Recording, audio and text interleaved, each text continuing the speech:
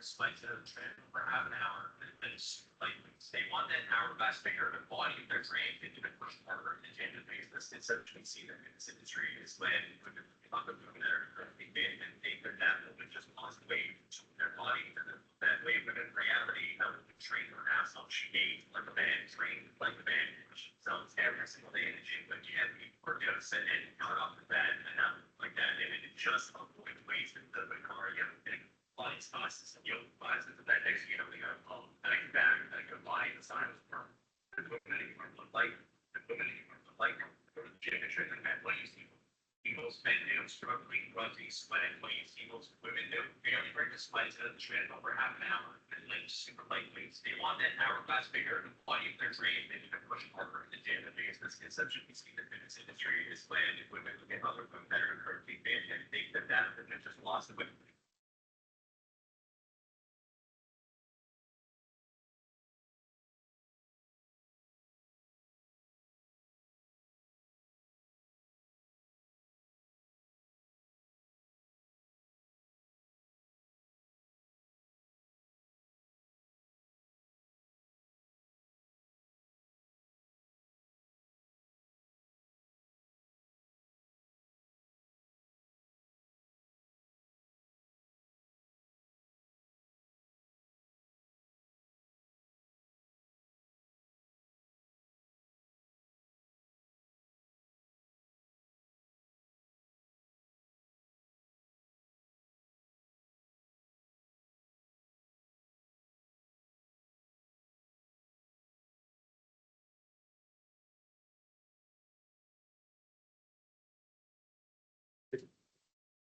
Way too early.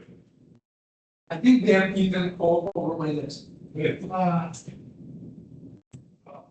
This is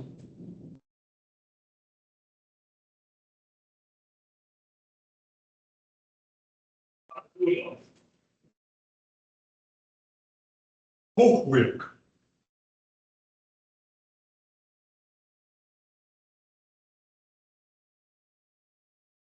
Is die wordt aan het vlogen. Why I think so. Yeah. You have this academic quarter here as well in Italy. It's scary to us about when you go to university. But I agree that you would start there. But it's not maybe bachelor's. Okay. Yeah. So Yeah. I know that was yeah. sure. Yeah. Right, the shower, this because more attention was not.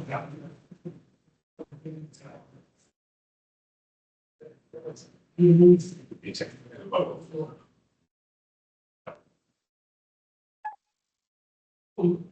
Really? Smart. I have a little. I stay here. You can come sit in between us. It'll get warm. No, wait. Let's sit place. You have like No, you get next one here. No, you go. I'll do it. All right. Oh.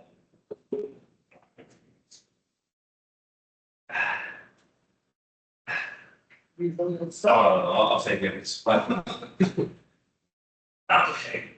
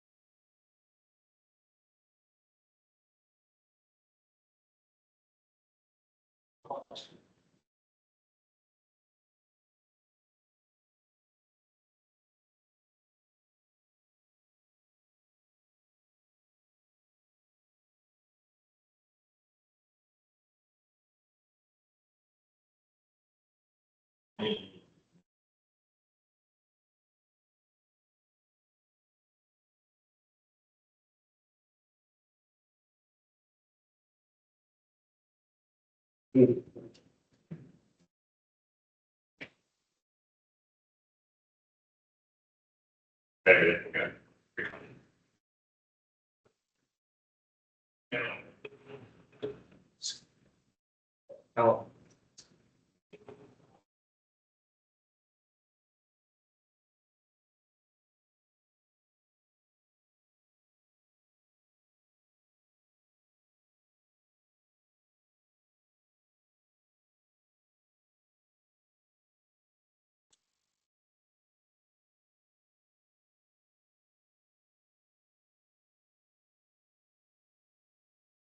It's cool here.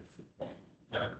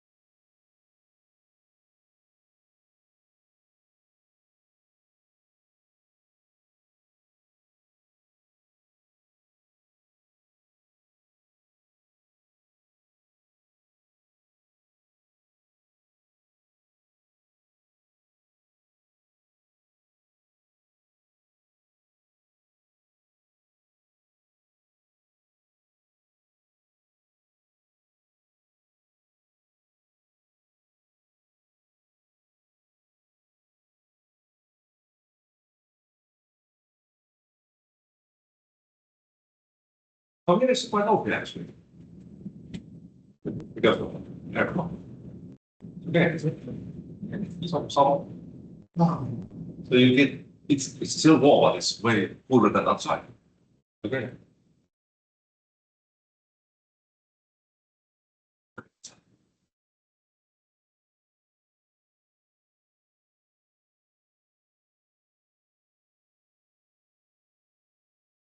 Pretty well.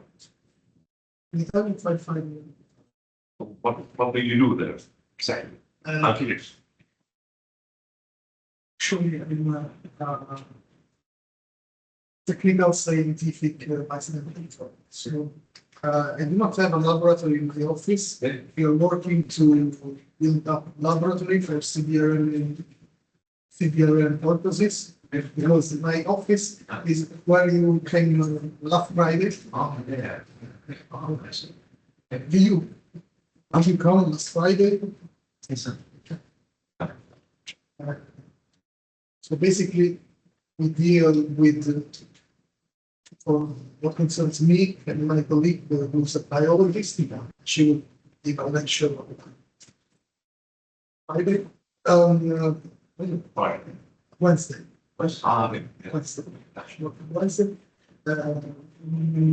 We collaborate with other existing laboratories for the certification ISO 9001. We give consultation on problems concerning toxic substances in the DPIs and then the phones used to extinguish the fire, like PFAS. Yes, yes. And we are dealing with the laboratories. And currently we are making an internship in a military structure just to get confidence with the CBRN issues. So we will be able to bring the knowledge and to build up the laboratories.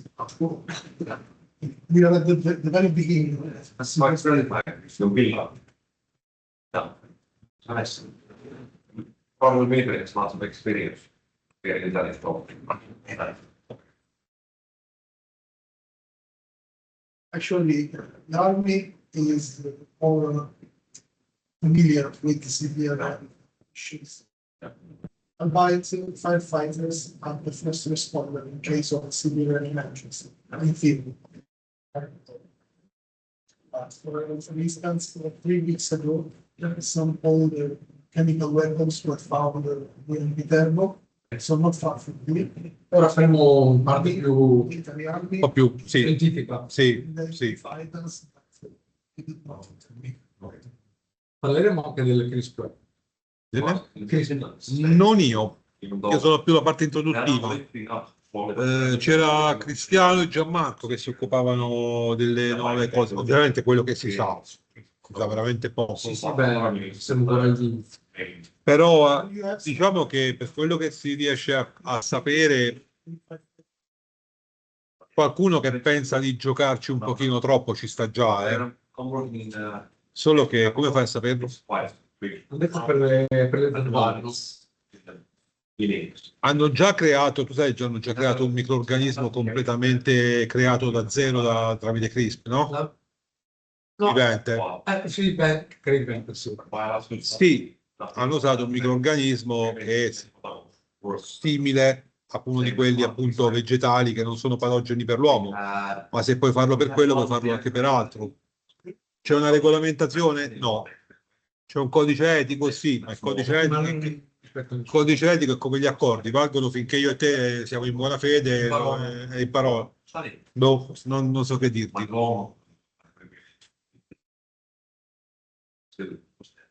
It was place for Botany, Espoo in Finland, where they considered that they might build CERN there.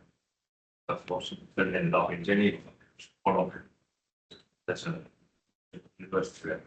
They used to be reactor, small reactor. But which kind of reactors? In mechanical reactors or?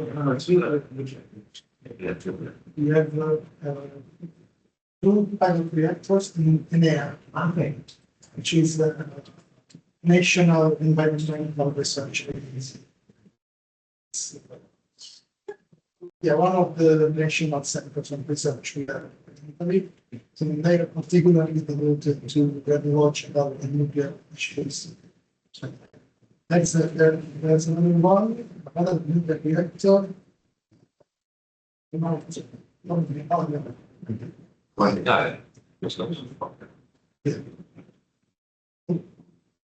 Yeah, my brigade, when I go back to Finland next year, I might take the responsibility of the building of the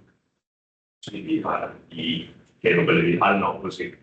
That's one option. But then I cannot work in most firefighter. I like to work as a firefighter. It's fun. But we'll see what happens. A colleague of mine used to work as a firefighter. Huh? Then there was the public concourse and then he joined it and was hired, not hired, he was promoted to technical scientific vice director. But he actually has a laboratory which is devoted to forensic investigation. Which is the main expertise of fire. So you have to support legal authority. That's constant ongoing, that's quite hard work to be honest, with the prices. Actually, they are restoring the laboratories. They're building a new one, but they're on their way. We are starting, since that we are planning how to expand to buy. We already built up the laboratory. We just need the setup. They have another room which covers instruments. They already used, but it's not to say that. C'è uno ci arranca più il lavoro che fai. Space, he was the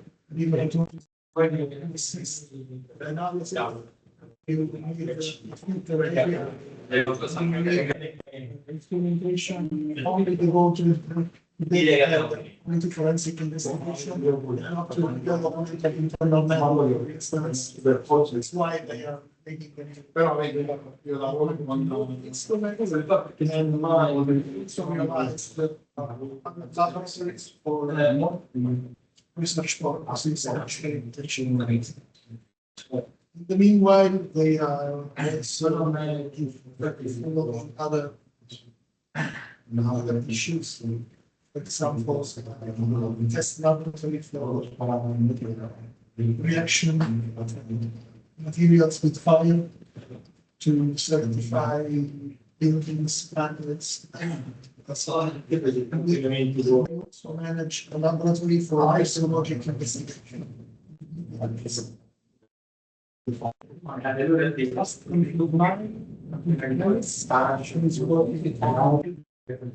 Chasing what PPI and the verification.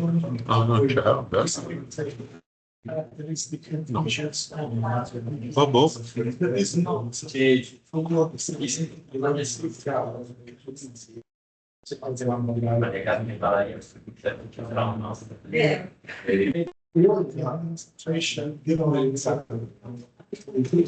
not in advance.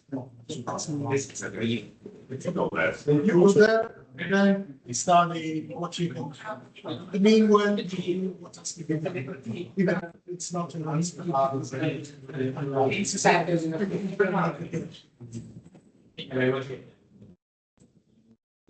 Ok,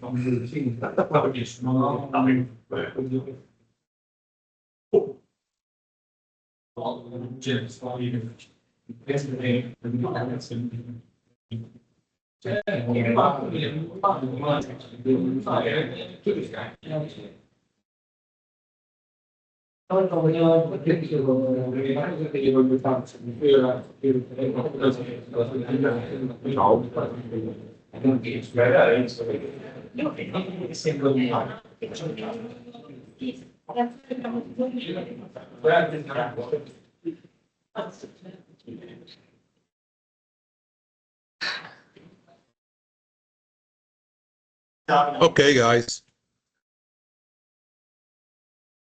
We start.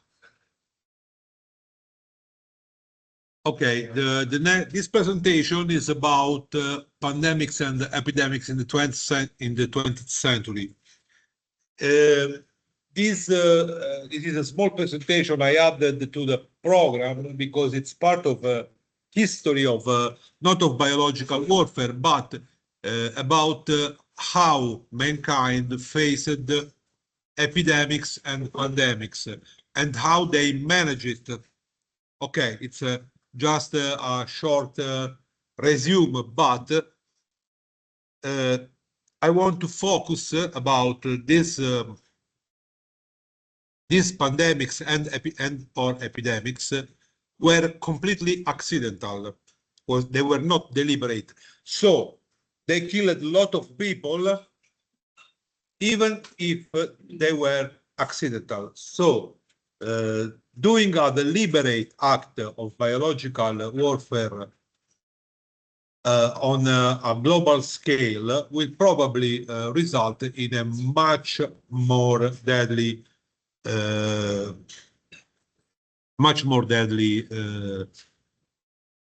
result. So we have a timeline starting with the Spanish flu in 1918, then the Asian flu in 1957, then the Hong Kong flu in 1968, the Ebola epidemic between 1976 up to 2014, the HIV or AIDS, sorry for mistype, in 1981, the SARS of 2003, the swine flu in 2009, the MERS in 2012, and SARS-CoV-2 or COVID-19 in 2019. Well, about SARS-CoV-2, that is a coronavirus, it is important to understand that the last coronavirus pandemic before the COVID-19 was the American coronavirus in the middle of about okay, I don't remember the exact date, but about 1850 or so, and it lasted for a couple of years, and evolved into a common cold, exactly like COVID-19 did. Lucky us for this. But the extension of the pandemic was really low because, well, why? Because of the means of transportation of the 19th century. If you took the coronavirus at Boston, you are Italian, you remember, and you took the coronavirus at the Boston harbor, you spent 3 weeks to come back in Italy by ship. So you will recover or you die. If you die, they throw you into the Atlantic Ocean. If you recover, you are immune. Yet the pandemic stops. That's that. Also, in the same United States territories, due to the wide extension of the United States and the low populated city, and the distance between them, the pandemic spread in a really low way. And so it was really not lethal like COVID-19. Even if we were in the 19th century and the prophylaxis methods and whatever were those of the 19th century. So the problem are going to be filled because we can travel faster and faster all over the world. You take a plane, in 8 hours you are in China. With 13 hours you are in Japan. With 15 hours, less than 1 day, you are in New Zealand, and vice versa. So that's why we need to be extremely careful to the beginning of each outbreak, because it can spread in an unpredictable way. So, okay. As I told you, COVID-19 is the latest of a series of pandemics which have devastated our planet, from the Spanish flu, the SARS epidemic, from Ebola to avian flu. There have been many epidemics in the last century, most of which were defeated thanks to the work of researchers and doctors from all over the world. So do not also underestimate the importance of all those people who work in the health sector, from the basic rescue to the researcher to the doctors and men. So the Spanish flu was an influenza epidemic that which in the 2-year period between 1918 and 1920 caused the death of nearly 50 million people. Well, it is due also to the bad health condition of the population of the nation involved, because the First World War was just ended, so a lot of nations were still in recovery. A lot of people starved with famine and whatever. So probably the death could be halved in a healthy nation. Anyway, the number is impressive because on the balance, the bloody World War I have caused half of the victims of Spanish flu. It is called Spanish flu because of, in fact, the first case was registered in the United States, and the name of Spanish flu is due to the heavy wartime censorship. So when it spread, Spain was the nation with the most case number. So Spanish newspapers were the first to talk about the pandemic. So it was believed that it was limited, in fact, to Spain alone, spreading over the epidemic. So the flu virus spread easily together with the troops on the front going home, thanks also to the poor hygienic condition and also the bad, globally bad condition, health condition about the population. This virus is considered the ancestor of four influenza strains: H1N1, H3N2, and H2N2, and 8 globally. This virus circulated until 1977 when a resurgence of H1N1 caused another epidemic called the Russian flu. Spread rapidly, hitting especially young people under 25 with demonstrated mild symptoms, although typically flu. But we are in 1977.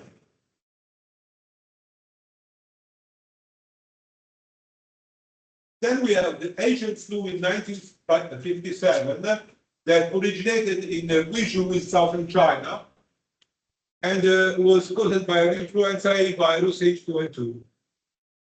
It caused about 2 million dead people and it was of avian origin. Virus was present in bird and then it was transmitted to humans with even further contact. Then the Hong Kong flu, and it was the subtype H3N2. This spread throughout Asia, had no serious consequence in Europe as well as the United States.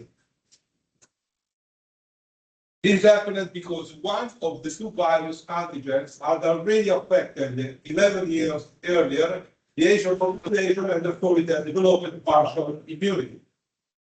Anyway, at the end, in 1968, the pandemic claimed between 1 to 4 million lives. Okay, Ebola.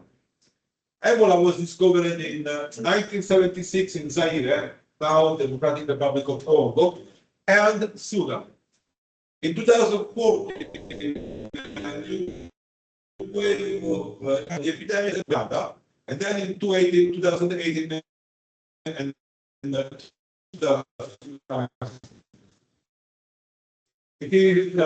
it affects humans and primates. The variants are fluid bats. But there is a question. Who infects fluid bats? Who?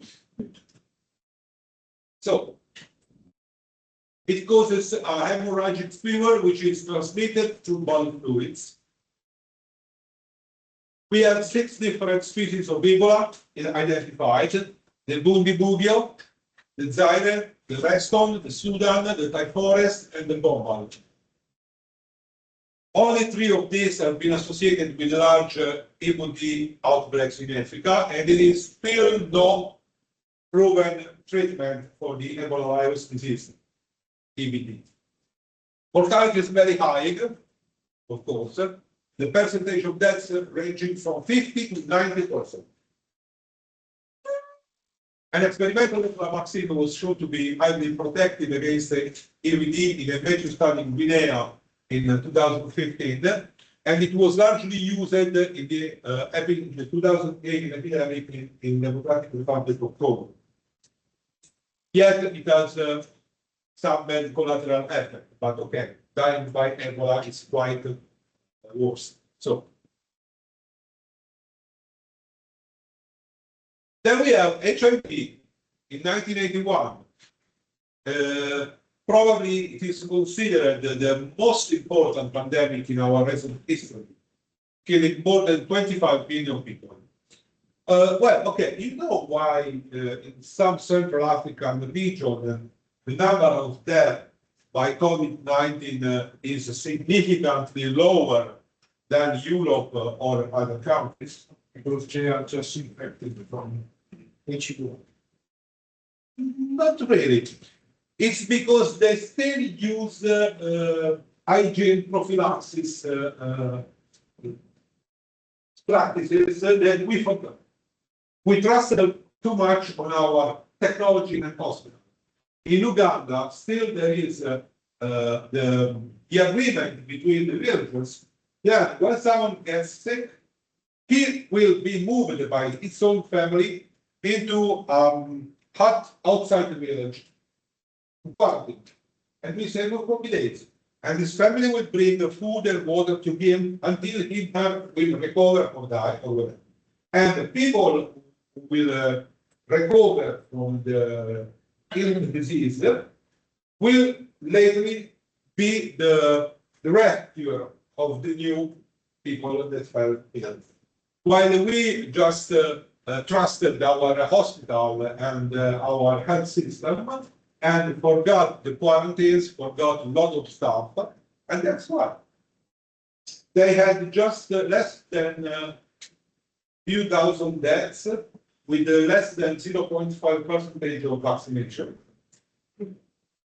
Someone said that the African ethnic groups was less sensitive to the coronavirus, but data are not clear about that. Anyway.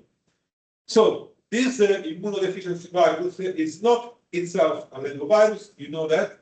In practice, it goes a progressive weakening of the system, attacking and destroying the CD4 lymphocytes until it becomes vulnerable to other viruses or bacteria or protozoa, fungi, tumors, and whatever. So we have the first recorded cases date back to 1981. It affected all countries, especially developing countries. There is a strange stuff that I learned from a Japanese friend. You know that in Japan, prostitution is legal, but it's not for American and European travelers. I say, why? Japanese can have prostitute services, while Europeans and Americans don't. Say yes. Say why? Because you brought us the HIV. And this is true. Japan was immune to HIV until European and American tourists spread it through the population, having unprotected sexual activities. And they still have prejudices about this. Anyway, HIV is divided into two strains, HIV1 and HIV2. The first of two is mainly located in Europe, America, and Central Africa, while HIV2, on the other hand, is found in Western Africa. There is currently no cure for the eradication, but anyway, the recent drugs are highly effective. So, for what I know, it's about more than 10 years that we don't have any victim died by HIV. Anyway, it is still present, and we must take into account about this virus. Then we have an SARS in 2003. SARS, called severe acute respiratory syndrome, that was an atypical and particularly serious form of pneumonia due to a new human coronavirus, which immediately killed 800 people in a few weeks. It originated in the Chinese province, was discovered by an Italian doctor, Dr. Carlo Urbani, who died of the same disease. In total, from November 2002 to July 2003, SARS resulted in 8,469 cases in 17 countries, with a lethality rate of 11%. Question: why we manage to take care of the SARS-1 in a few weeks, while the SARS-CoV-2 spread all over the world before we could manage it? It's even more lethal. And this is the truth. Because you died before being able to transmit. No, very close. Because the symptoms and the incubation times was much shorter. So, being honest, the most part of this lethality are health operators. And it shows the symptoms very, very close after the incubation, while for SARS-CoV-2 was not like that. Oh, no, questo è ok, no.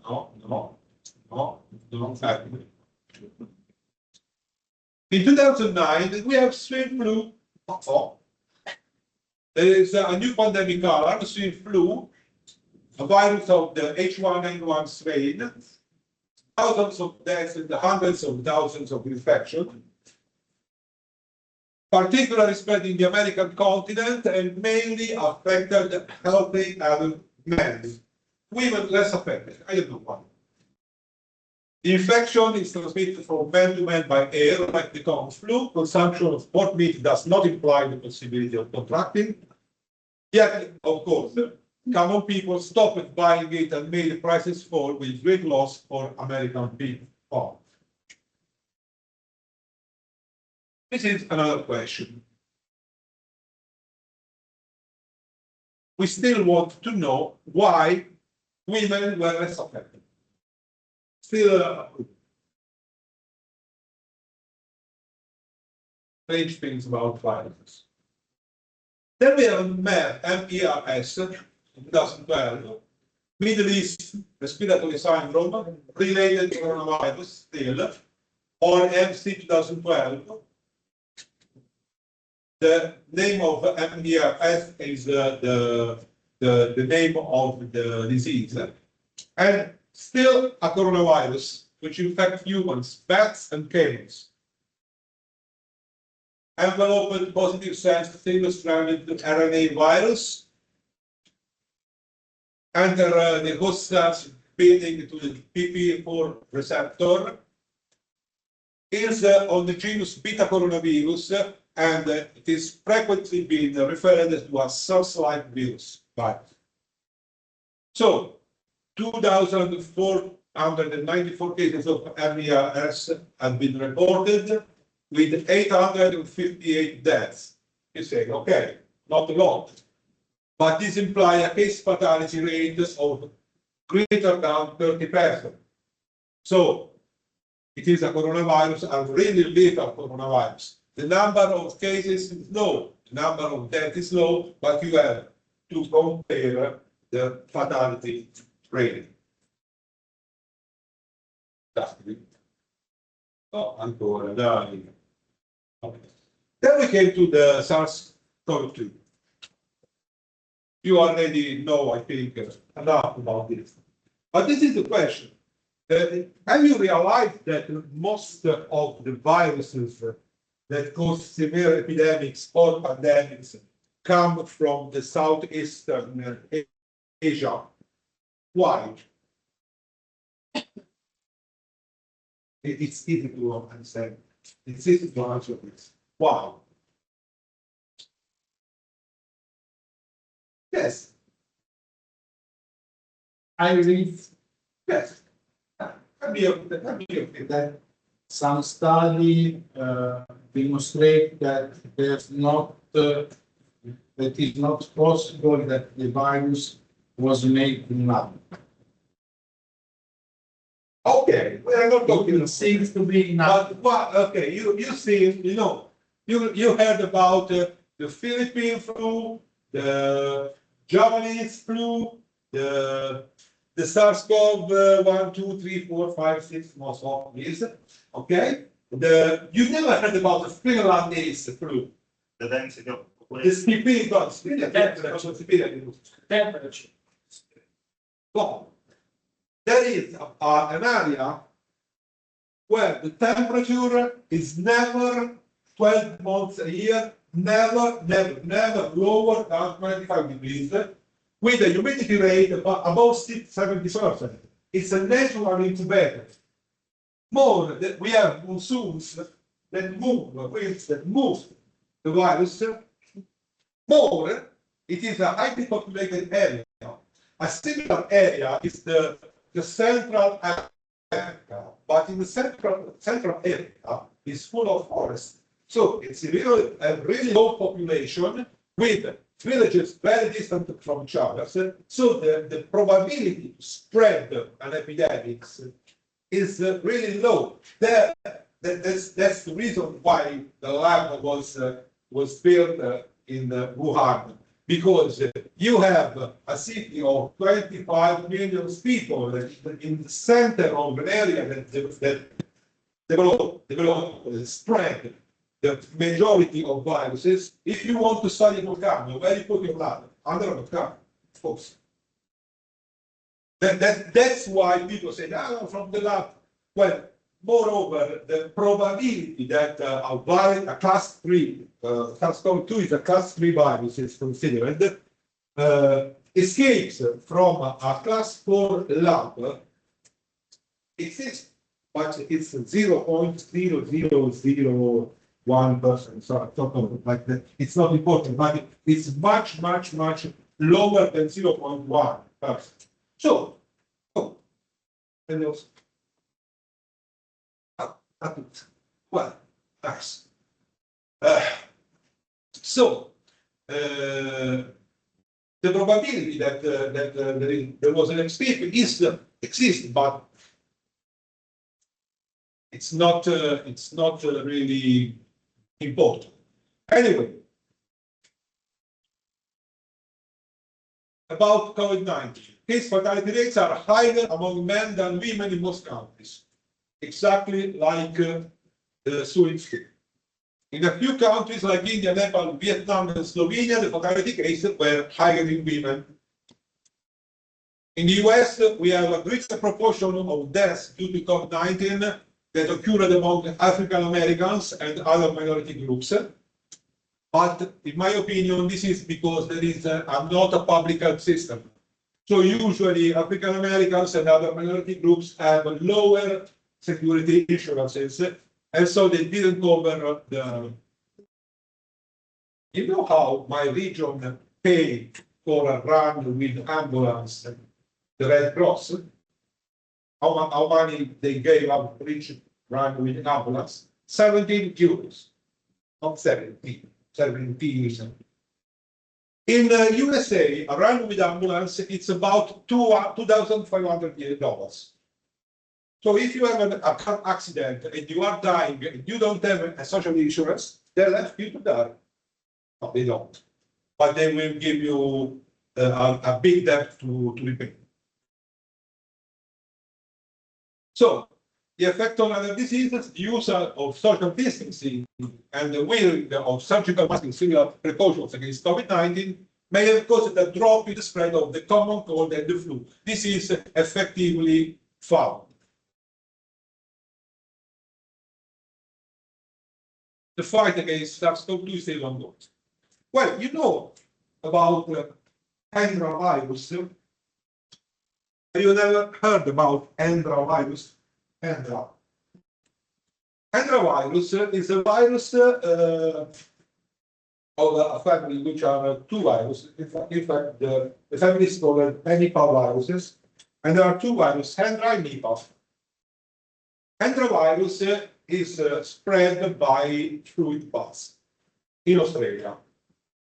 We had in 2006, 2004, I don't remember, we had a few cases, few deaths due to high fever and sort of like an hemorrhagic fever in Western Australia.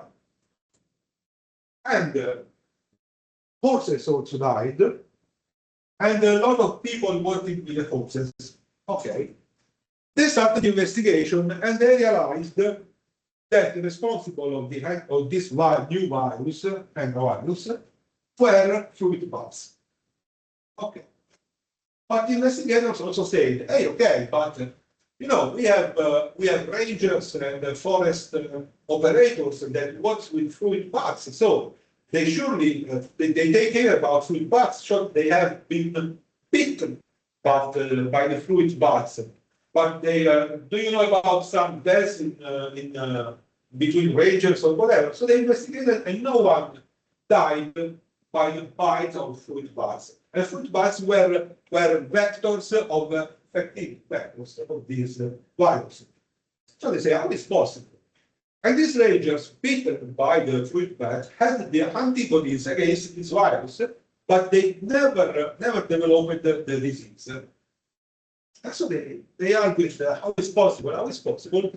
Finally, they found the trick that to be effective against humans, the virus need a middle host.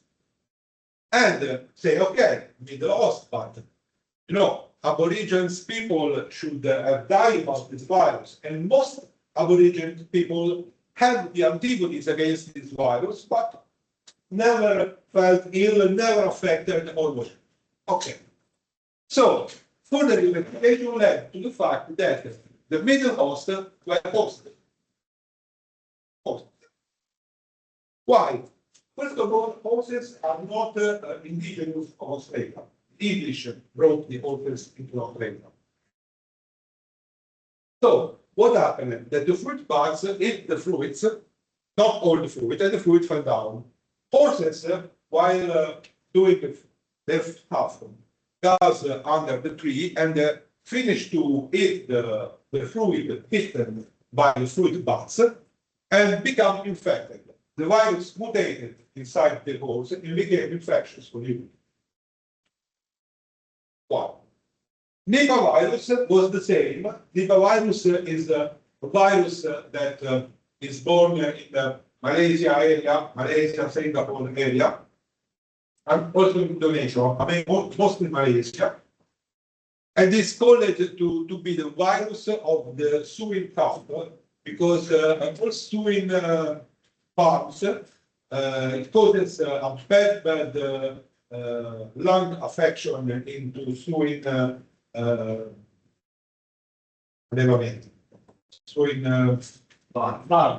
okay. And they started coughing, and you can hear them coughing 6 kilometers for the intensity of the cough. Same stuff. Fruit bats, they bite the fruit falls down, the suing eat the apple or the banana or the whatever, become infected, it gets disease, the virus mutate and affect people. But in this case, in the case of Nipah virus, the thing that we should all take into account is that was a virus never discovered before up to 2008, because it was in the center of an impenetrable forest. Okay? So people started to cut the trees to take precious goods like tech and other stuff. I say we have technology, we can build a road inside the forest and cut trees and do whatever it wants. So when the shaman of the tribe says don't go into the forest because there are evil spirits, okay, he doesn't know anything about the virus, but he knows about hunter number 1 that went into the forest and never came back.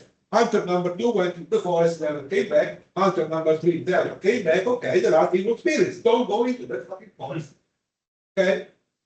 We believe in technology, and while cutting down the trees and forcing the bats to emigrate near the houses, near the farms, we brought the virus. It's all our fault. And we don't know how many other viruses or strange stuff, little stuff, it's hidden in between the Amazonic rainforest or the heart of Africa or the heart of Indonesia and Papua New Guinea forests.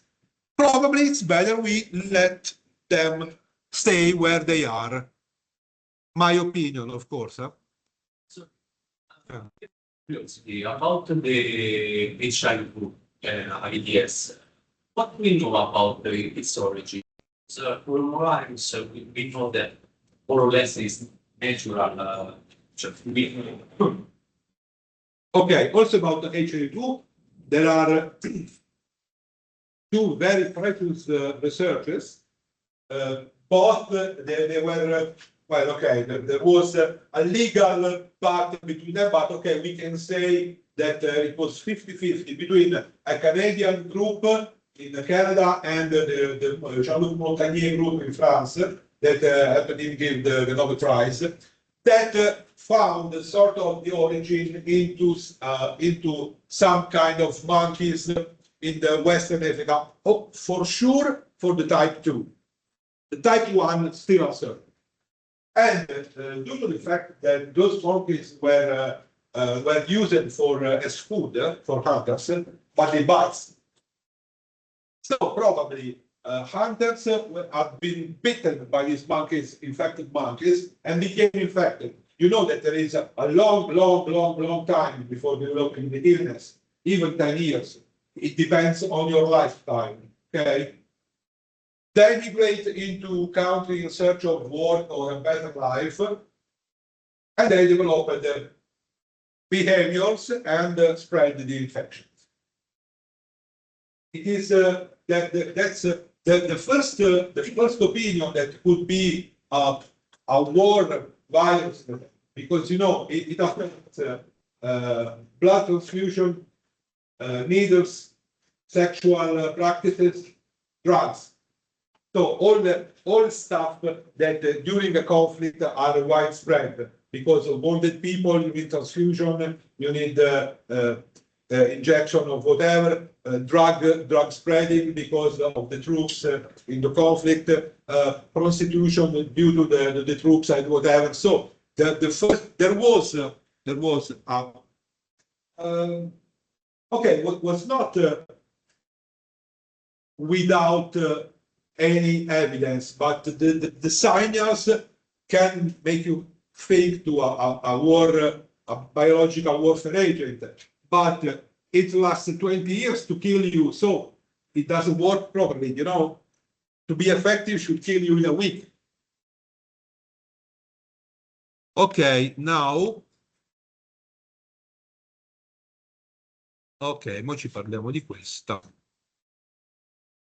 About vectors, okay, there will be other people that will speak about parameters of values type, like bacteria, like viruses, prions, and whatever. But what is my worry, one of the principal worry is about vectors. Because we are also always focused about agent, but not about the vector. And we will talk about the natural vector and even technological vectors. We will see. So, I would like to show you this video. I hope I will, from the International Committee of the Red Cross.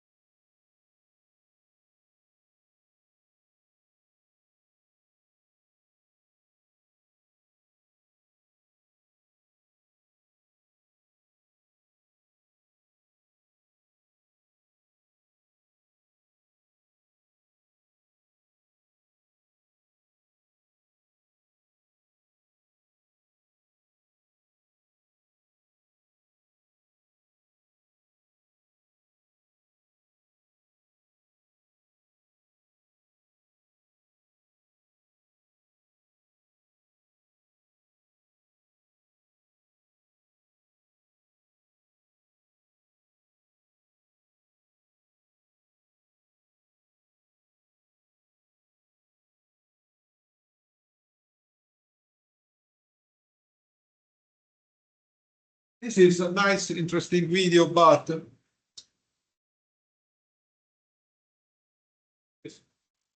we have different vectors.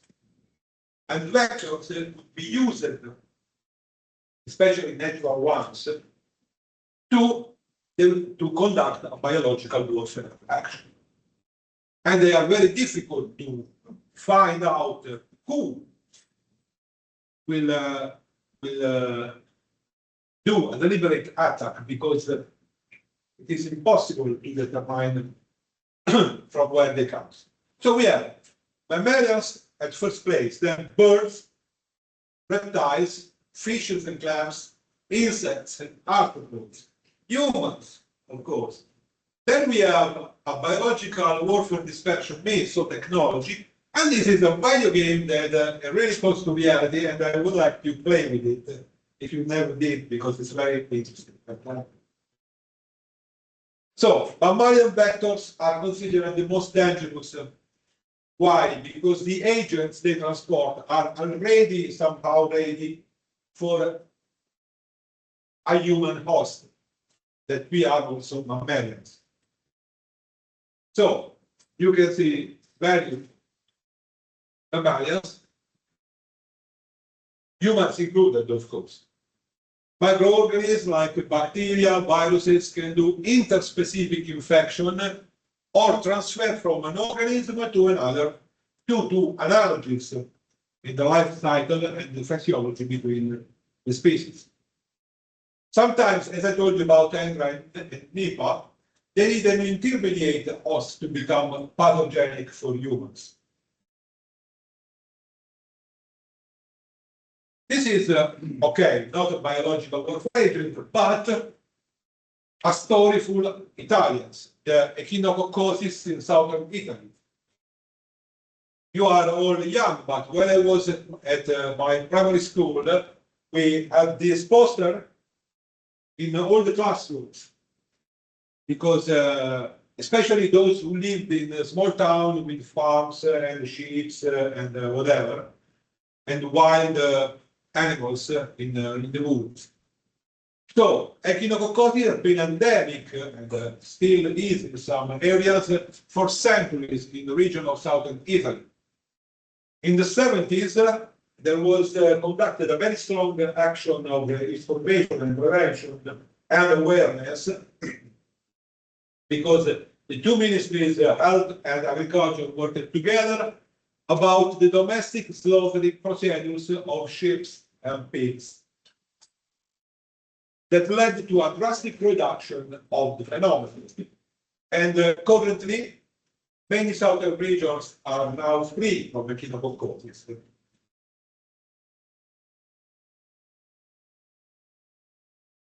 So you can see that the cycle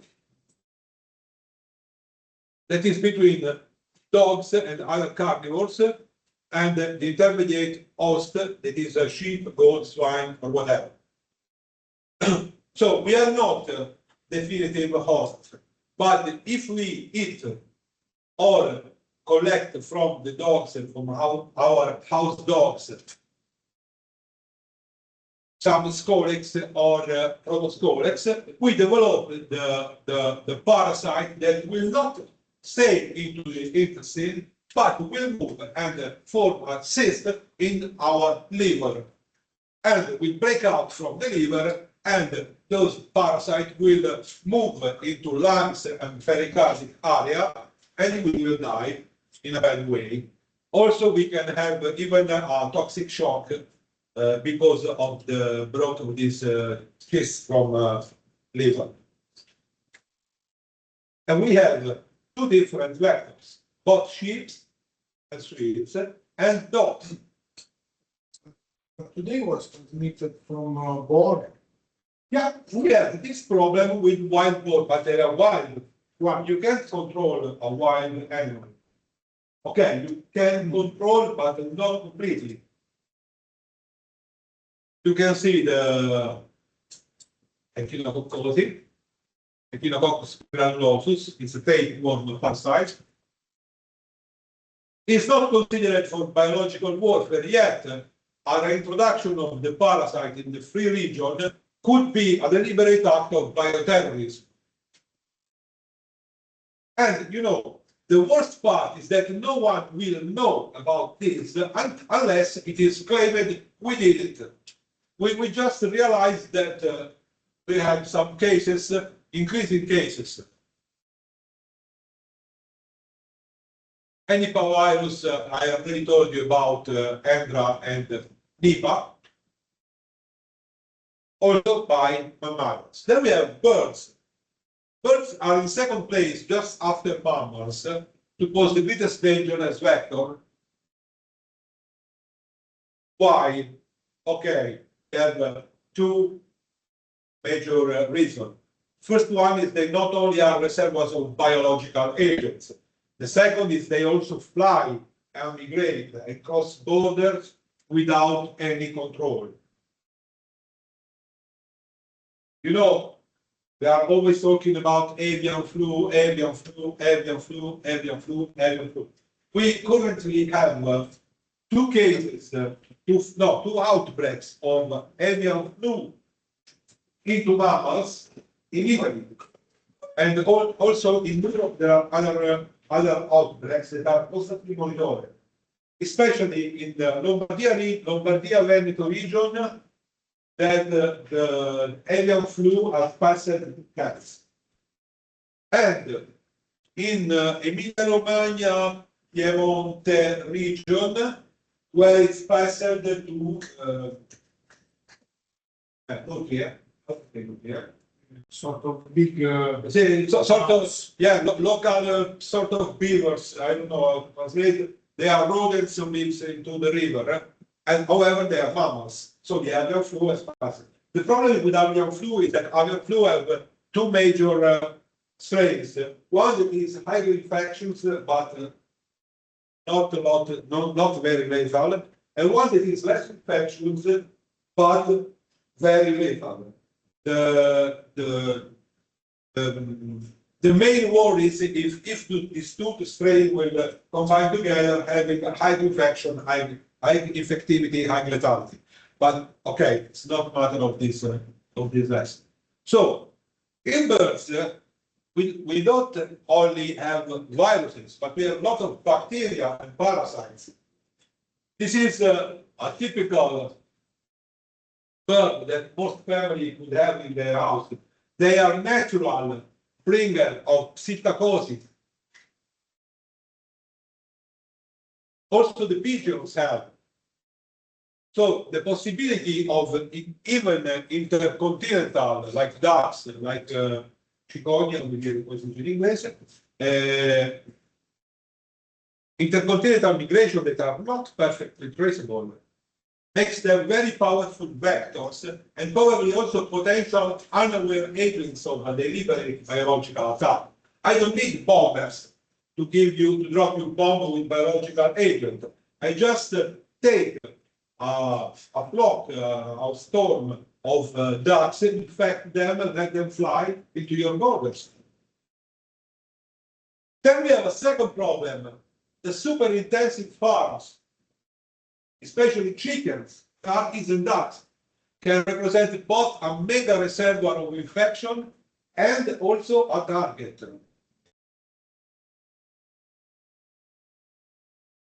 It's very easy to infiltrate in a super intensive farm of chicken. There are no fences, no alarms. You just cross the border, see the chicken, and inject the virus and then go away. No one will see it. Right. The factory where the chicken were slaughtered and prepared as food are controlled, but the farms are not.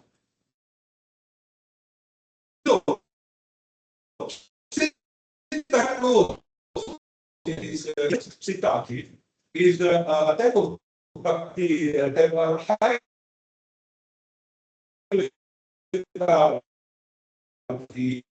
many antibiotics. It is not common, but if you get you have really bad time.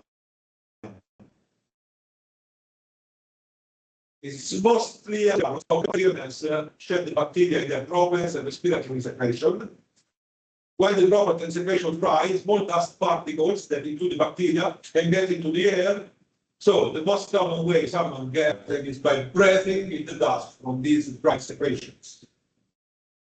A less common way, the birds infect people through bites and bait them out.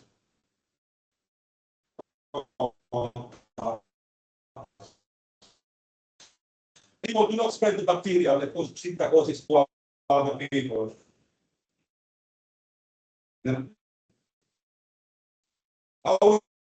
However, this is possible in rare cases, depends. It's not easy to detect directly. Can be easily considered for biological purposes. It's not enough dangerous, but probably its nature is quite interesting for genetic engineering. Then we have avian flu. I already told you about avian flu. That is the most concerned disease related to birds. Then we have reptiles. Reptiles, well, they are quite safe from the point of view of all transmissible diseases, except for salmonellosis, because in their feces they have in their intestine various kind of salmonella bacteria, also pathogen strains for us. So people who have to do with reptiles or who likes to grow them in a reptilary should take a lot of attention while managing the waste of his reptiles. We have fish and clams. Fish and clams can be the good vectors for parasites, especially, but clams are more for pathogens, fish for parasites. Clams are sedentary, they move very slowly for short distances, not very good as a biological warfare vector. But the fishes, on the other hand, they can cross seas and ocean very easily. We have this kind, especially in Southeastern Asia,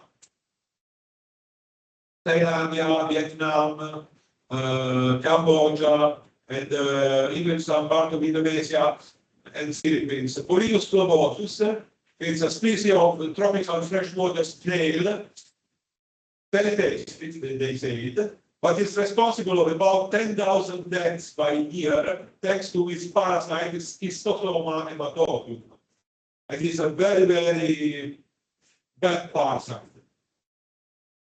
We have herring, salmon, tuna fish, cod, mackerel, anchovies, monkfish, swordfish, amberjack, plaice, sardines, many other. Often, especially in the Mediterranean and Western Atlantic, are affected by parasites of the Anisakide family. These are very, very dangerous for our intestine and could be great to the liver too, and they dig channels, they dig caves into our intestines. Okay, of course, if you eat a well-cooked fish, you don't have any problem. This is typical. It's typical spread. It's due to the, the glam sushi style. You eat fresh fish, crude fish, and it's spread the disease. So, as I told you, they are often host of many parasites. They can be easily destroyed by cooking or eating, yet we have a problem, of course, with the consumption of the fish.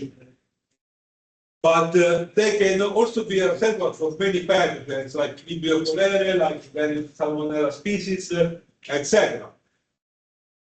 For what is known of my bibliographic research, no one ever researched the use of fishes and or clams as vectors for biological weapon warfare agents. But fishes can swim for long distances, so they could be in some cases, they have also precise routes and destinations, like salmons, like eels. And so they could be a useful vector for a foodborne disease, for example.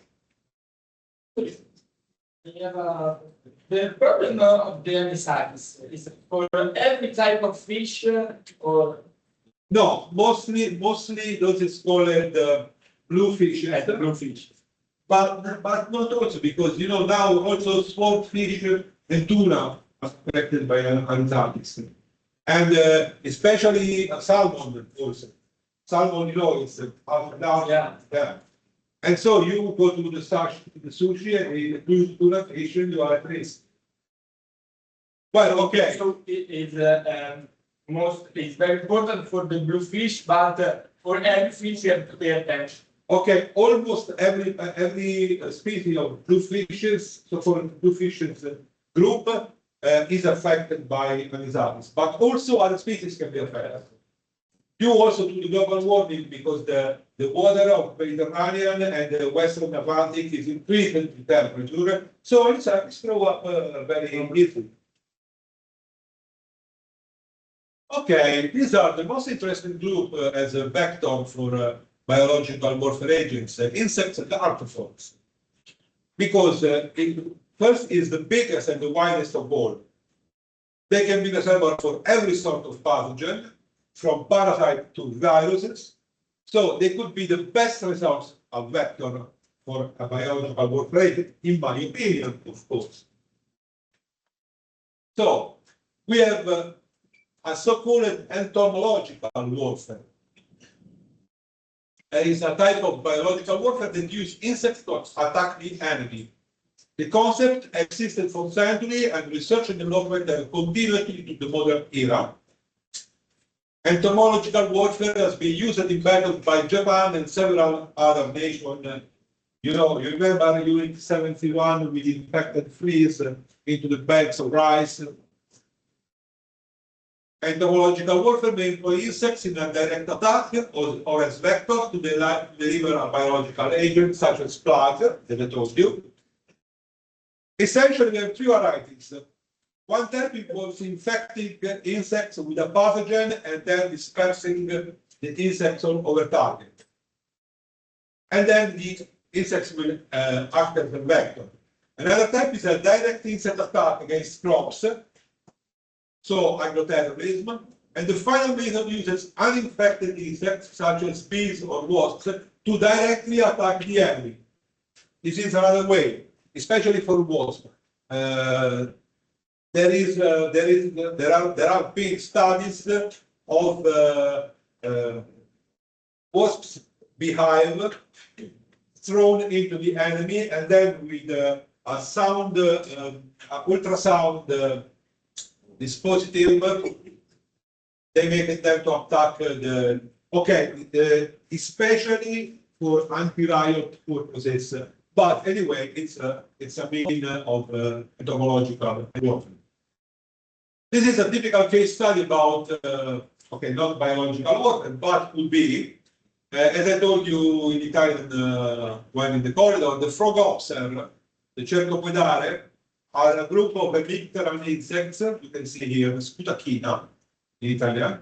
Their leaves are also called spittlebug due to the form they create, and here you can see, for protective and thermal isolation purposes.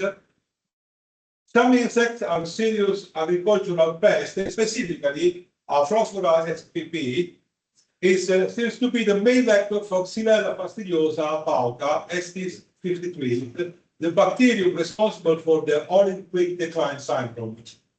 And this agent has created huge damage to southern Italian cultures, and now also in Greece and in Spain.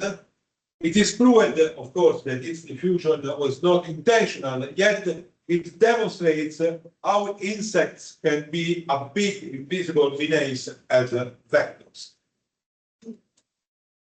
Now, finally, we come to humans and biological warfare dispersion means technological ones. The best vectors for human disease are, of course, other humans. So, we can be the transmission of infectious pathogens amongst humans. How? Airborne, but via fecal-oral route or foodborne disease, with the contact route, or as a vector-borne route from animal to human, and then human to human. Of course, here we focused on pathogens transmitted via direct or indirect contact. Indirect contact refers to the infection of a susceptible person via contaminated surface like vomits and chew. We have multi-route transmission, like Ebola virus, and we have direct contact, body fluid, contact with contaminated surfaces, even air to air, by droplets. Blood, whatever, sweat, tears, stool, skin, vaginal, rectal samples. Then, sweat by one, that is the acceptable example, was sexually transmitted pathogen. Almost nearly 70% of the infection worldwide results from heterosexual intercourse. This is a false myth that HIV is a gay virus. It's not a gay virus. 70% of the infections worldwide are from heterosexual people.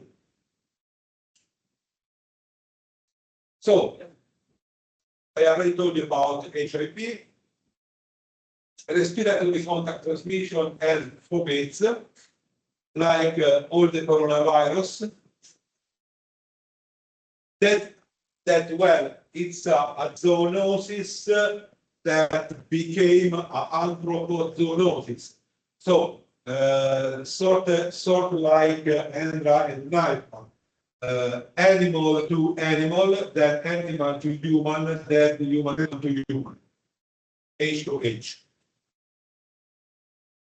There is also another typical anthropozoonotic disease that could be, for example, yellow fever or dengue fever or other fever like that. No, chikungunya not, because an infected mosquito bites me, I get infected, I develop the disease. A not infected mosquito bites me and the mosquito becomes infected. And that is called a direct anthropozoonotic cycle. Okay, means of biological warfare dispersion. This is an old sugar cube with an internal vial, glass vial, containing anthrax spore from 1970. It was one of the, to give to the horses, no? They give sugar, and the horse became infected by spikes. Okay, there is a sabotage. This is the UG50 bacterial bomb that I already showed, 1943. There is a Soviet multipurpose bomblet that could be cluster bombs or chemical warfare bombs or biological warfare bomblet or in the 70s or 80s. This is the period. We can have also ballistic systems. This is another cluster bomb for biological warfare from the Soviet Union. This is a cruise missile with a sprayer. Other dispersion meaning, you know, the problem is in this case a bomb with the payload of biological stuff with fuse and a low Forster charge because and the parachute because the impact and the detonation create temperature and will destroy the biological agent, and this must not happen. So that's why. But anyway, the sprayer missile it was not really effective. However, these are still we have biological warfare engineers that are busy to solve the problem, and I hope they will not find the perfect weapon, but okay. Okay, these are very effective. I remember I told you about the sprayer in the 40s for biological agents. They were ineffective, but they were very effective during the Vietnam War, especially by helicopter. Another use of great concern currently are drones, because we currently use drones for agricultural purposes, for surgical application of fertilizers and or insecticide and or herbicides. But the same drones can be modified and used to spray a biological warfare agent. And so they are of great concern. So as you can see, unfortunately, it clears emergency that the best vector for a biological agent is the human agent. You remember the Venetians in the 17th century, while sieging Heraclion, I say, used spies to spread and drop infected clothes and whatever. And also the experiments of the journalist UH-71, it would be enough to infect infiltrators or unwitting prisoners and then send them home.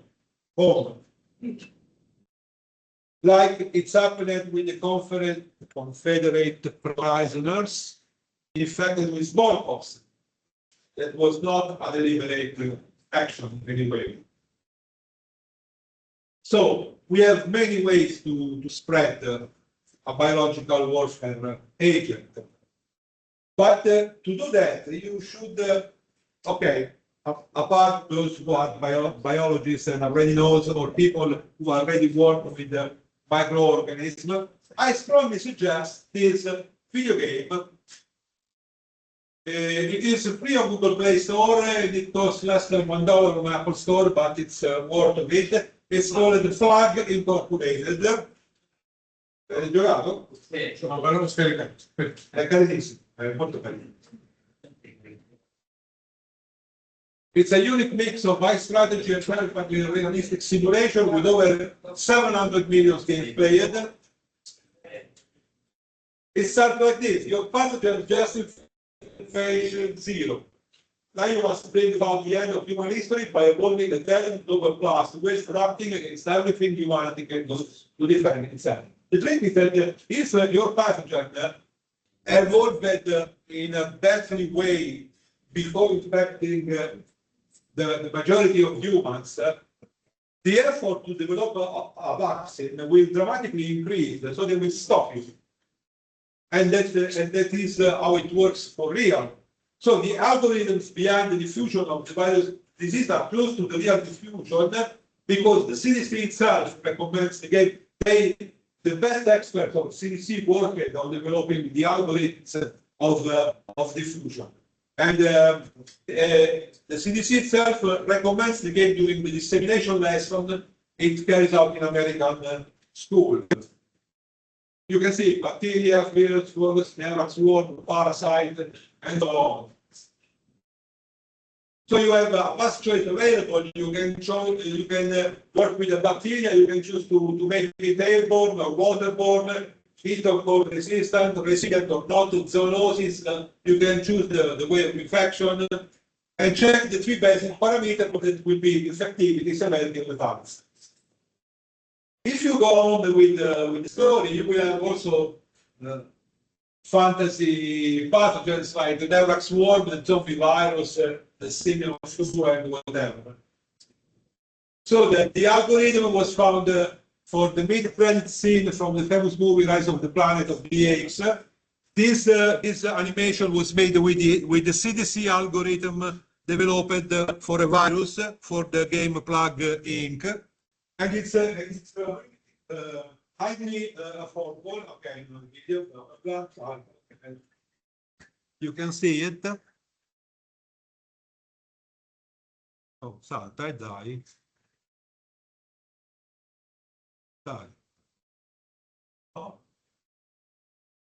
Dai. Salta. Non salta.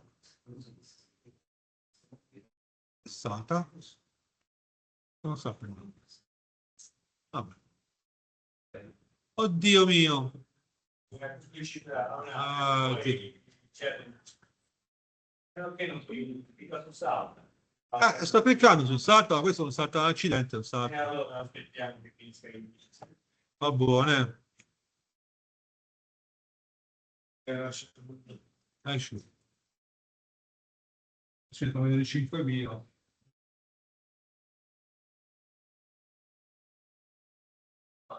Andiamo. Amazon is a virus. This is the end of the first movie of the Rise of Planet of the Apes. So,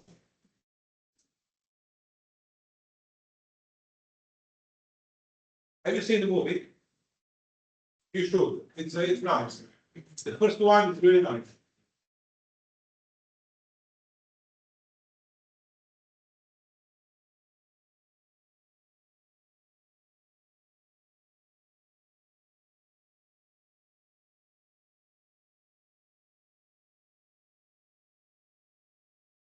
Patient zero, he was completely unaware he was infected by virus. And he's an airplane pilot.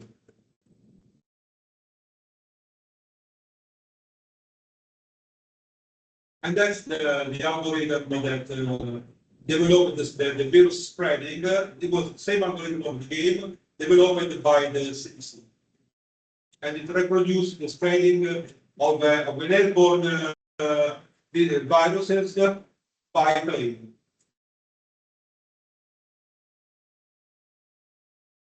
It's just to show how easy it is to spread a pandemic in a globalized world.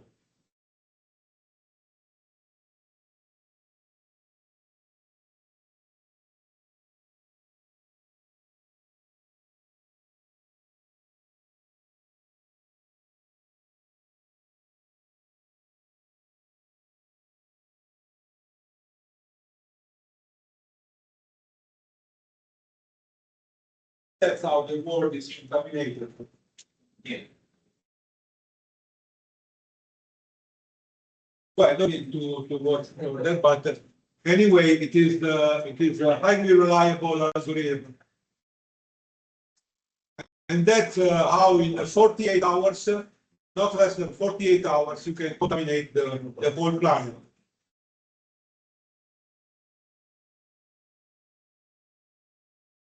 So this is the how to download the game. Blah, blah, blah. This is a small exercise.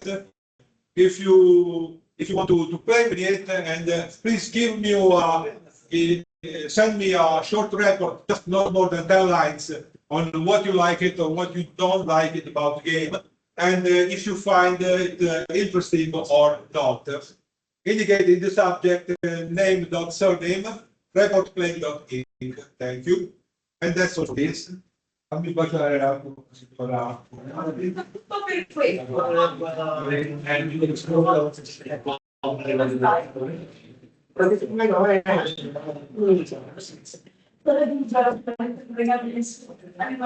per questo. Okay, guys, coffee break? Yeah, go.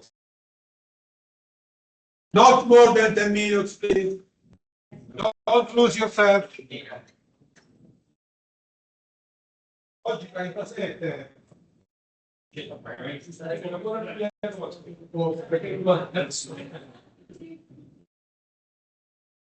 Turno. Ma qua. Benissimo, va bene.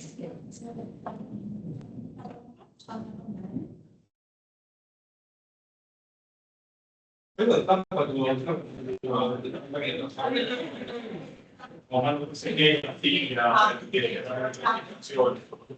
fatto mangiare come un maiale di sgrazio, madonna. Vabbè,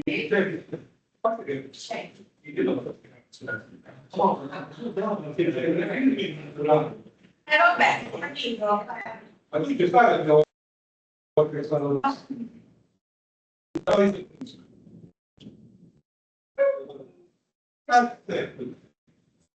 Adesso mi blog, volevo un po' di riflessioni Molto bene. sulla comunicazione. Vedi? Ovviamente, scusate. Dentro, e mi danno dei mesi e così ci mettiamo anche.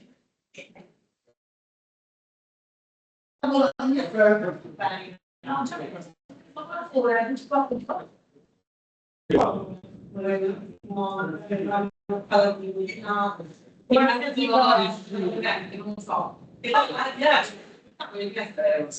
No, ancora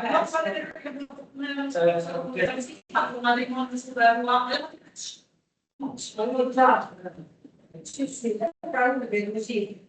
No, mi hanno avuto un po' d'offerta. Ma come figlio deve stare accanto? Ah, io sì, sì, c'è proprio iniziare. Poi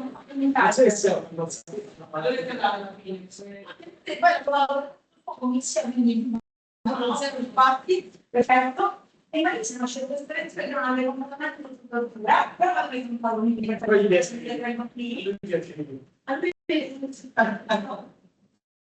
Quello che ricordo. sì, ma Si può dire subito. no, ma sai cos'è? Scusa, io devo bambini a casa, perché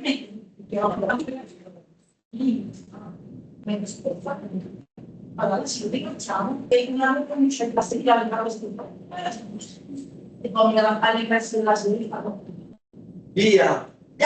Yeah. Inch. Io mi posso dire già tutto il piano, anche per dire che faccio tutti le cose. Quindi con difficoltà, con caldo. Io che sto per domani dovrei fare il secondo.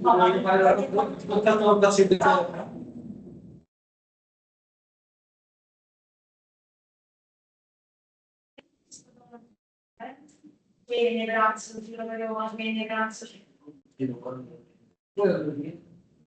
Wait, Giordano. Mi piace? Sì,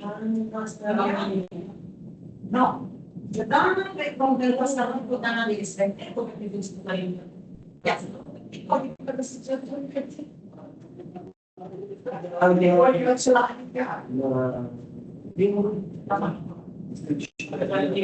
Sì, come si può dire che la madre e la della madre, perché va un pezzo di vita, non faceva il lavoro. Fa sempre,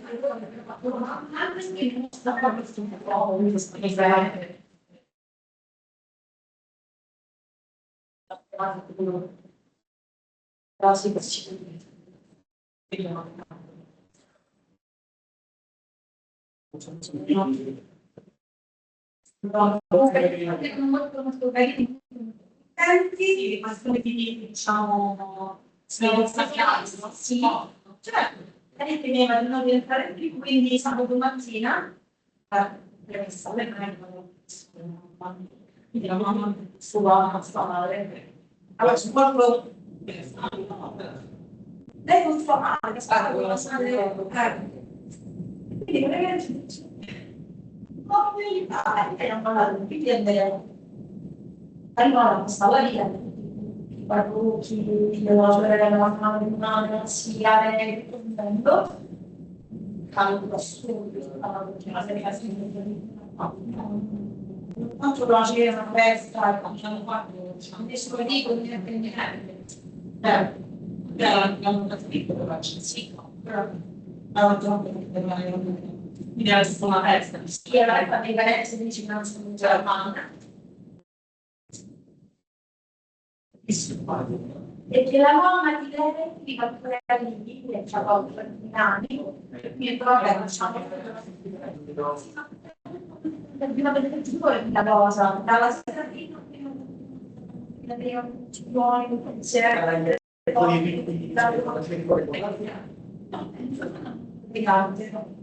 No? Perché no, non mi ricordo. Loro sono applicati legalmente la infatti la più grande. Lei arriva alla sera per una cerimonia qui, storico, come funzionalità di vari mesi, che dice la famiglia palestinese, le cose, non lo so.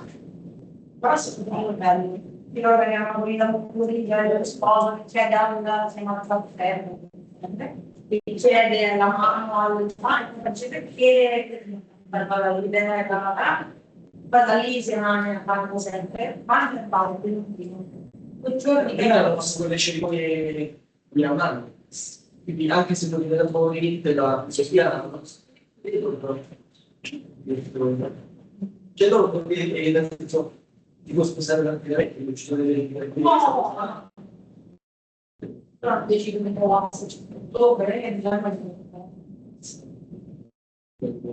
sono bambine, davanti alle scale. No, lì no, secondo basta, però stavano no, abbiamo quelle via della camicia. Poi c'era Sacco, Carte. E ci andava sotto lì, noi sentivamo tutta la musica del suo concerto, e sta proprio sopra. Sì, esatto, non penso lì.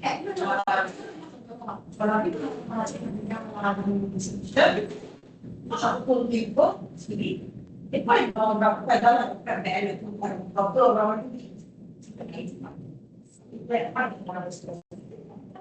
però mi piace della questo parlato sì e lo sbaglio sentiamo come dice che fanno ancora di guardare i piedi della sono tutti braccia a 40.000 gradi svenuti bello è che poi abbiamo bello quando le lucine quando illuminato braccia sotto il sole. sotto il sole cioè quasi c'era no,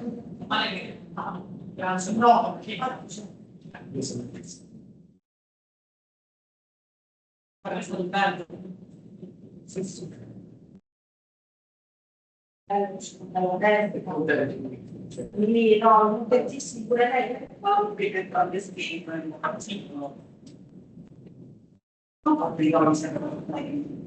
prima la sposa perché mi ha confessato che la mamma non si deve essere rotta non devi lasciare zitto per la scelta mia madre ha detto ma non lo devi dire no prima sono guardi i mesi hanno anche questi le lacrime non vedi e era aggiustato ancora per così si vede però magari Cioè, no, in realtà no. Però dichiarava un set, la manna, io avevo la zona che c'è stato il bottone attaccato, quindi non so che mi scivolasse sta persona. Ci penso, ma non ci no, non c'è la dai, respira, respira, grazie, però non si non è possibile, la mia zona c'è più, per forza, ma mi sentire se no, non è possibile che sia cominciata da sola che non mi ho pensato quindi sei metti che non ti fa bene non c'è niente tirando questo Di San Paolo, poi il DF, il marco, poi sarà iniziare conviene non mandare neanche direttamente i giardini. non sono me dai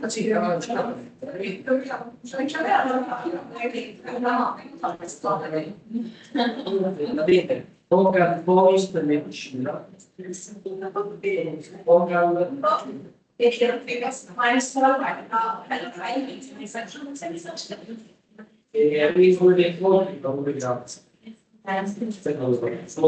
Con le medicina, bisogna vaccinare, e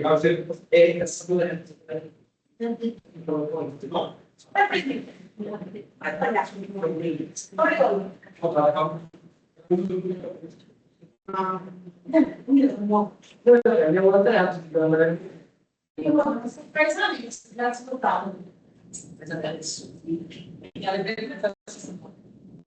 secondo me no, esatto, mi ha preparato se faccio devono tirare i spicci, no, fai gli spicci,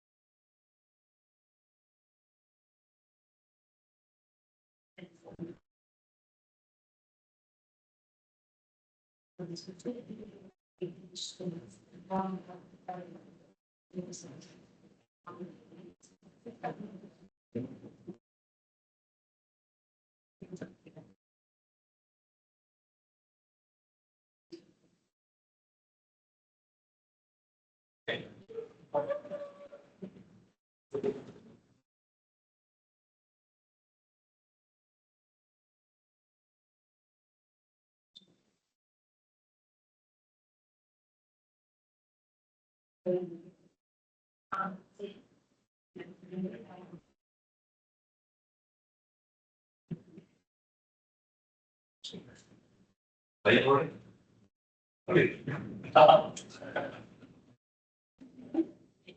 Perché?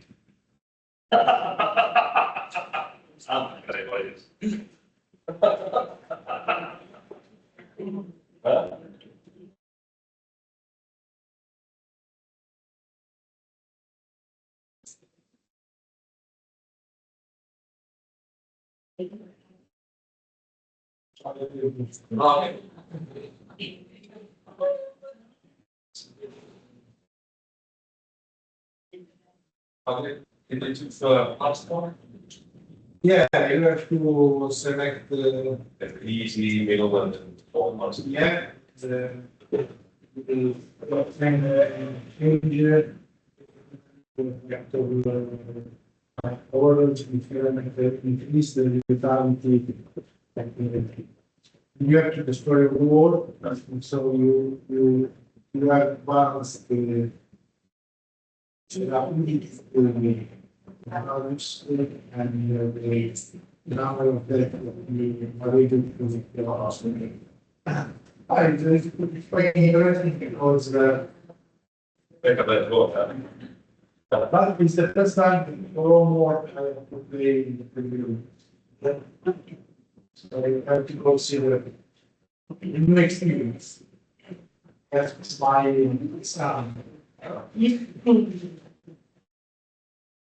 back to you again. That's your whole. Yeah, and after you can unlock a different Message. bacteria, virus, But you didn't buy those, all right? yeah. But But you have to. name the virus. Please, yeah. Because, no, it's Simone, no.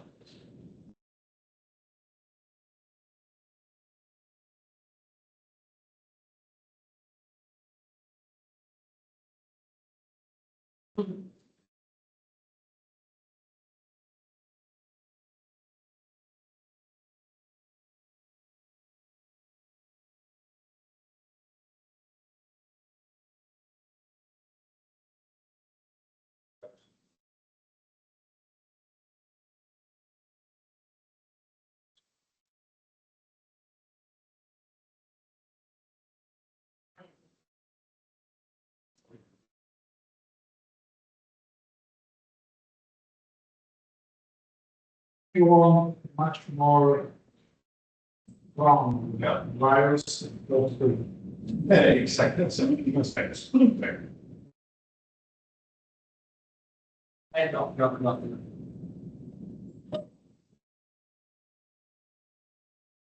Io qua sto studiando, come voi per andare calzetti a giocare, certo.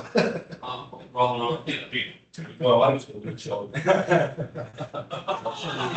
Studia, mica ti va a cazzeggio come voi, studia.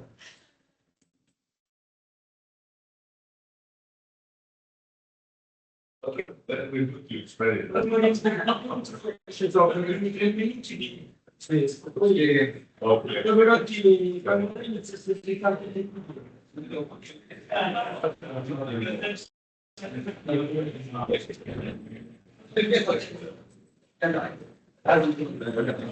ah?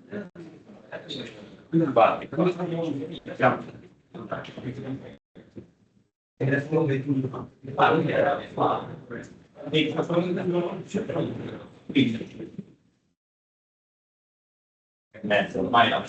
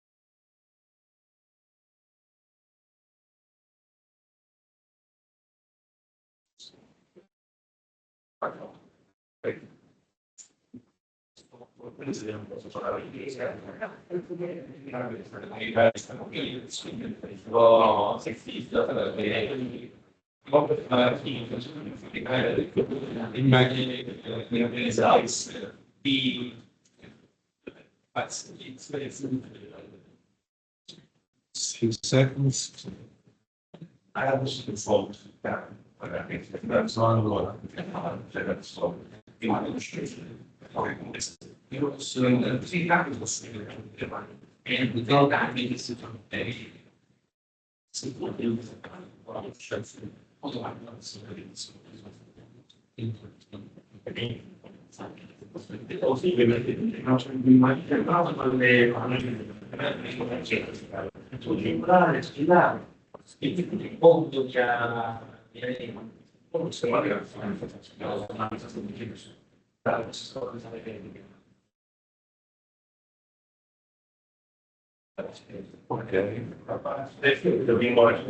Ma ce l'abbiamo fatta.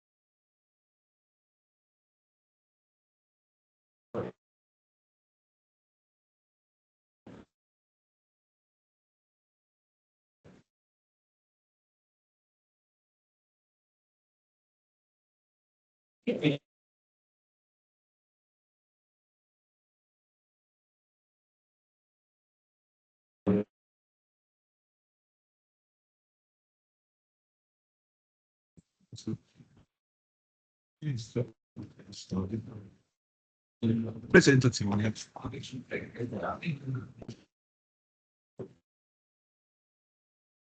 Okay, girls.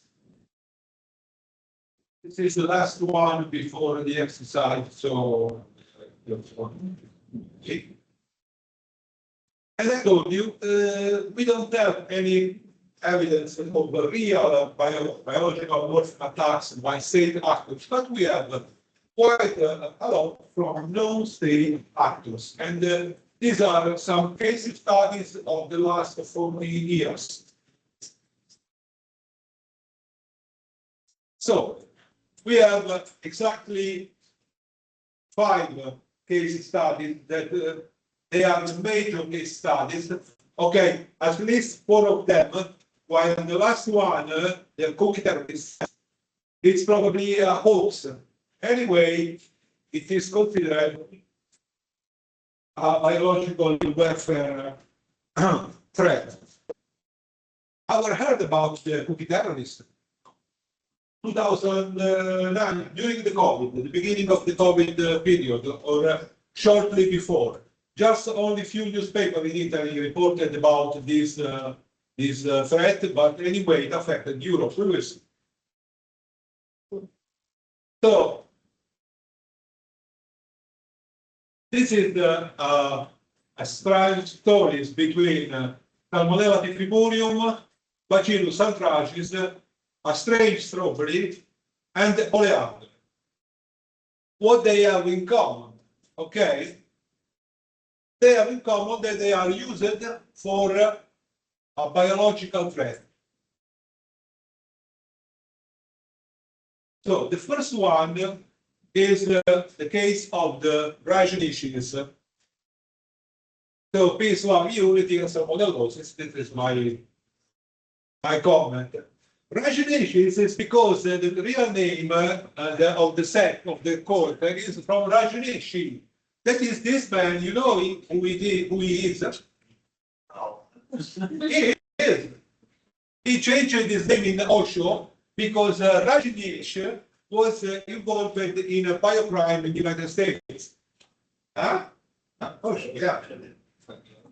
So, 751 people infected, 45 hospitalization, luckily 0 deaths. The responsible agent was Salmonella typhimurium. The perpetrators were the Rajneeshis, a religious sect. At least 12 members plotted and 8 executed the plan, motive to sway the county elections. So what happened? In 1981, the Rajneeshpuram community locates in Weston County, Oregon. And they suddenly took political control of a small nearby town called Antelope, with a population of 75. and changed the name into Rajneesh Osho. The group started friendly terms with the local population, but relations soon degraded because of land use conflicts and the commune's dramatic expansion. So all the Rajneeshis in the West Coast knew about a commune in Antelope and they moved to live there. So they increased it dramatically. So the commune leadership sought to gain political control over the rest of the county by influencing the November 1984 county election. And their goal was to win 2 of 3 seats in the West County Commission, as well as the sheriff office. So, a kingdom of Rajneesh.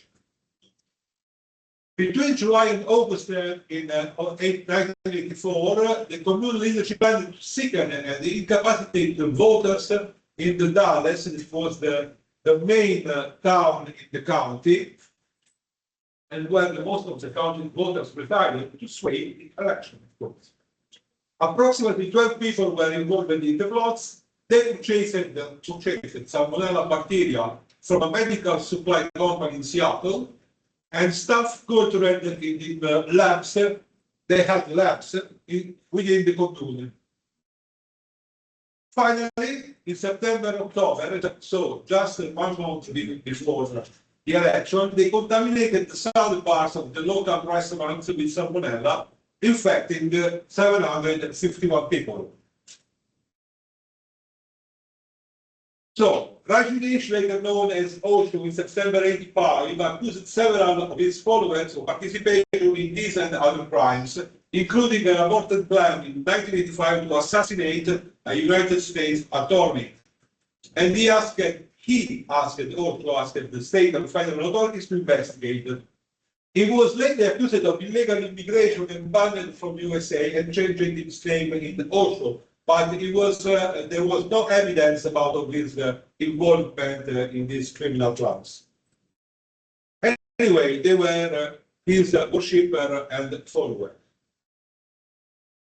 So, the Oregon Attorney General set up an interagency task force made of Oregon State Police and FBI and executed search warrants. Rajneesh Puram was the name of the commune in the county, in the Wasco County. They found a sample of the bacteria in the medical lab, which matched the contaminant that triggered the tower accident. Moreover, an invoice dated September 25, 1984 from the American Type 20 collection was discovered, showing an order received by the Council Laboratory for Salmonella typhi that luckily was never employed. So 2 of the leading Rajneesh Puram officials were convicted of charges of attempted murder and served 29 months of 20 years sentence in a minimum security federal prison. So this is called a major bioterrorist attack, even if there are no casualties, because they stroke on 751 people. In fact, so it is considered currently considered the biggest bioterrorist attack in Western history. But how it is possible that he bought the salmon? Because it was 1984.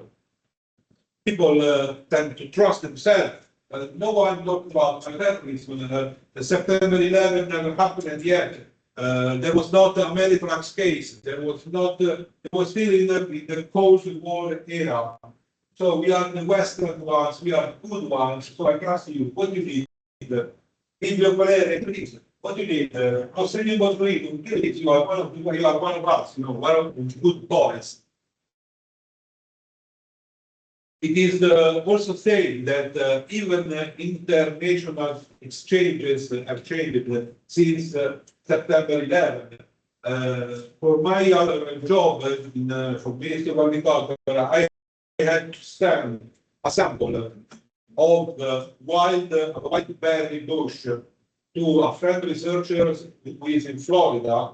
I had to take a lot of precautions, like put the small sample with a sample soil for the roots, of course, in a sealed bag with biohazard, then in another sealed bag with biohazard, then in a freezer bag with the biohazard and the name of the sender, name of the receiver. Then I had to ask the permission and fill some forms for the Food and Drug Administration. Then it went to the Florida Airport, not Miami, Tampa Bay. In Tampa Bay, the receiver had to take sample and put in quarantine, and then he finally acquired sample I sent. And it was just a small thing. Okay. Imagine now to buy bacteria. You still can. Still can. For example, in Italy for my lab, we need to fill a special form to buy acetone because it is considered a solvent used for drug preparation. And so you can buy other solvents like Hexan, like methanol, not because you need a license for alcohol and so on.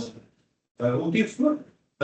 You can buy benzene, you can buy other stuff, but if you buy acetone, you have to fill a form that they have to receive and acquire the quantity, the storage place, and whatever, and they can control it because acetone is used for many drug preparations. So it depends. This is stuff of the last 20 years. Before 2004, 2005, I never had permission to buy. We used to buy 50 liters can of acetones, and no one asked me why. Now things have changed because times have changed. So the Amshirikyo is quite a dark story because Amshirikyo is a military sect in Japan that claim to bring salvation, but through assassination, mass murdering, and chemical and biological warfare. This is a strange way to bring salvation. And okay, this is Shoko Asahara. And this is one of the pictures of the sarin attack in the Tokyo metro stations. And this is Shoko Asahara speaking to his, it was a great, really big cult with a lot of worshippers, very dangerous people, very fanatic and whatever. This doomsday cult acted between 1987 up to 1995 and was founded by Shoko Asahara. The real name is Shizuo Matsumoto. And it is, as I wrote, a syncretic belief system that draws upon idiosyncratic interpretation of early Indian and Tibetan Buddhism, as well as Hinduism, taking Shiva, the god of destruction and renewal, as the main image of worship.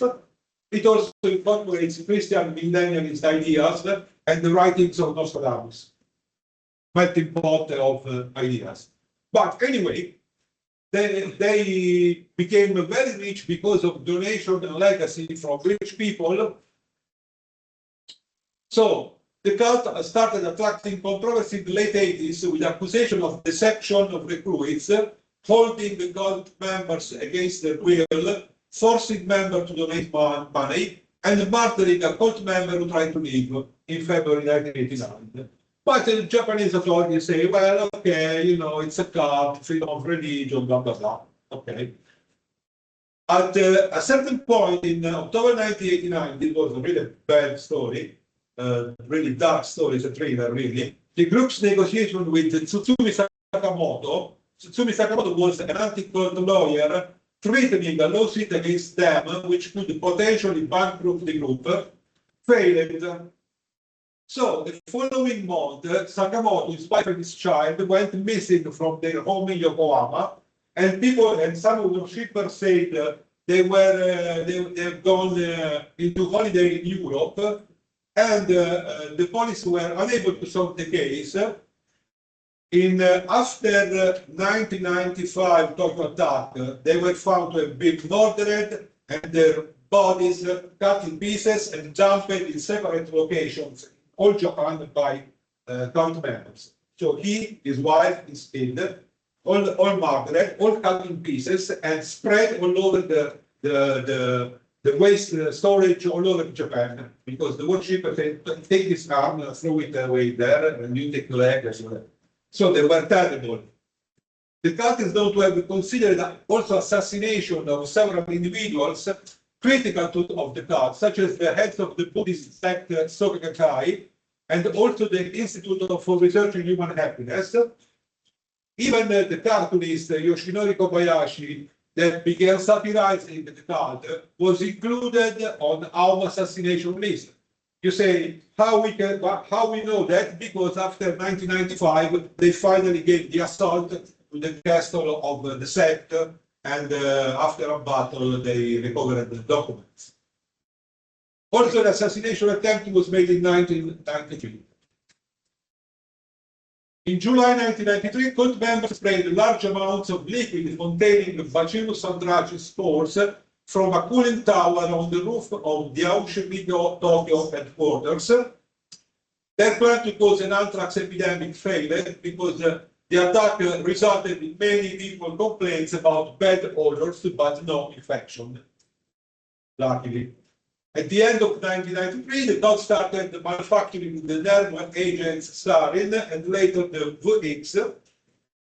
They tested its sarin on the sheep at the Banyawarm station, a remote pastoral property in the Western Australia. That was one of their property, killing 29 sheep. Both sarin and VX were then used in several assassinations over 1994 and 1995. And the Japanese still no prosecution. Okay.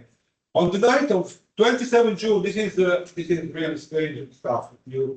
Because no one thought that who could imagine that someone will use a sarin attack inside the city against civilians before this? No one. Until they did, and now we are all afraid about future accidents. So what they did, they carried out a chemical attack against civilians when they released the sarin in the central Japanese city of Matsumoto. Why?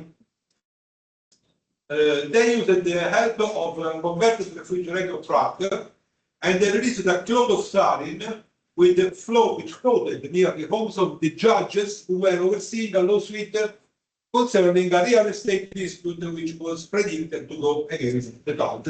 So, to kill the judges, but the attack failed because the wind moved the sarin cloud to the adjacent building. So they killed 8 people and harmed 500 people, but not the judges that lived upwind. Police investigation focused only on the innocent local resident and failed to implicate the cult at the time. In December 1994 and January 1995, Masami Tsuchiya of Auschwitz sect synthesized between 100 to 200 grams of VX, which was used to attack 3 people. 2 of them were injured and a 28-year-old man was killed, and he is believed to be the first fully documented victim of VX nerve gas. Finally, we came on March 1995 when the Auschwitz members released a binary chemical weapon, most closely chemically similar to sarin, in a coordinated attack on 5 trains in the Tokyo subway system, killing 13 commuters, seriously injuring 54 and affecting 980 more. Some estimates claim as many as 6,000 people were injured by the sarin. More, the first ambulances came to take the injured people were not ready for a gas attack. So the rescuer became victims on their own. Finally, police and the army and the firefighters started to intervene with the NBC suites and mass suites, and finally they managed to rescue the victims. And it is considered the biggest chemical attack on civil population of the 20th century. Okay, after this, finally, the Japanese government awoke and said, oh God. And so they started to take us into assault of the Abushirikyo sect headquarters. But the main one was in Kamikuishuki, on the foot of Mount Fuji, and there was a real battle because it was an ancient castle. They found explosive chemical weapons and also a Russian military Mi-17 military helicopter. I don't know why. They also found biological warfare agents such as anthrax and Ebola cultures. There were stockpiles of chemicals that could be used for producing enough sarin to kill 4 million people. They also found laboratory for drug production as LSD, methamphetamine, and even a crude form of truth serum, a safe containing millions of US dollars in cash and gold, and containment cell, mainly still containing prisoners. During the raid, they issued statements claiming that the chemicals were from fertilizer. Yes, yeah. Over the next 6 weeks, over 150 cult members were arrested for a variety of offenses. On the 23 April 1995, Hideo Murai, that was the head of Aum's Ministry of Science, that tried to talk with the authorities, was stabbed to death outside the Goldstock headquarters amidst a crowd of about 100 reporters in front of camera. They are fanatics, you know. Asahara was finally found hiding within a wall of a cult building known as the Sixth Station in the Kamikuishiki complex. On the 16th of May, was arrested, and on the same day, the cult made a parcel bomb to the office of Yukio Aoshima, that was the governor of Tokyo, blowing off the fingers of his secretary and proprio ma terroristi brutti proprio questi, come in inglese, in italiano. Very, it's more than terrorists, these are very fanatics. So, however, the story, to cut a long story short, they were captured and some still are missing. So, over 15 years, only 3 fugitives were being actively sought. On 6 July 2018, Asahara and 6 other high officers of the Aumshirikyo members were executed by hanging. Japan did not apply the death penalty since 1946.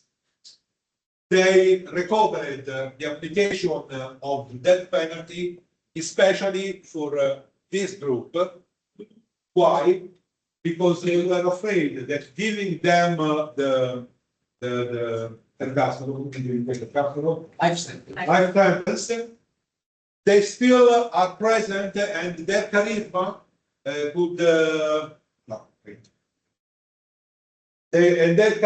could still affect the fanatics. So they need to cut the head of the snake. They admitted we don't like to apply that penalty, but in this specific case, we need to cut the head of the snake.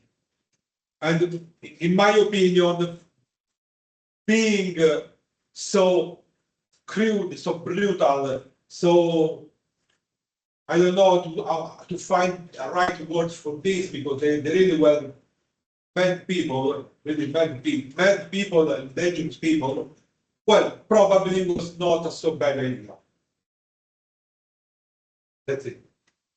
You know, I'm against the death penalty, but this is something that goes over, because there was people that really felt that Choco Asahara was the reincarnation of Shiva, the god of destruction, and so on. And you know how crazy the Japanese can be.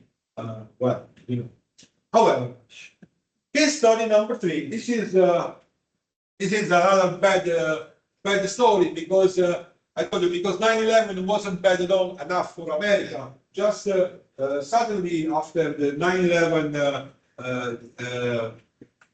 attack, a first set of letters containing anthrax, you can see here the pictures, and a Trenton, New Jersey postmark dated September 18, 2001, a few days after, were sent and mailed to ABC News, CBS News, NBC News, and the New York Post, all located in New York City, and also to the National Enquirer at American Media Incorporated in Boca Raton, Florida.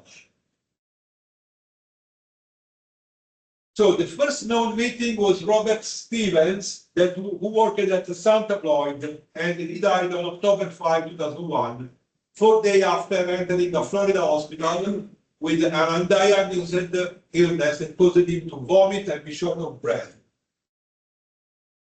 The presumed letter that contained the anthrax that killed Stevens was never found.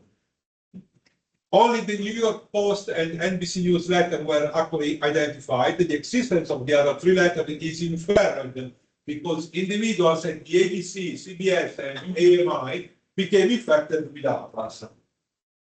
Scientists examining the anthrax from the New York Post letter said it was a clumped, coarse, brown granular material which looked similar to dog food.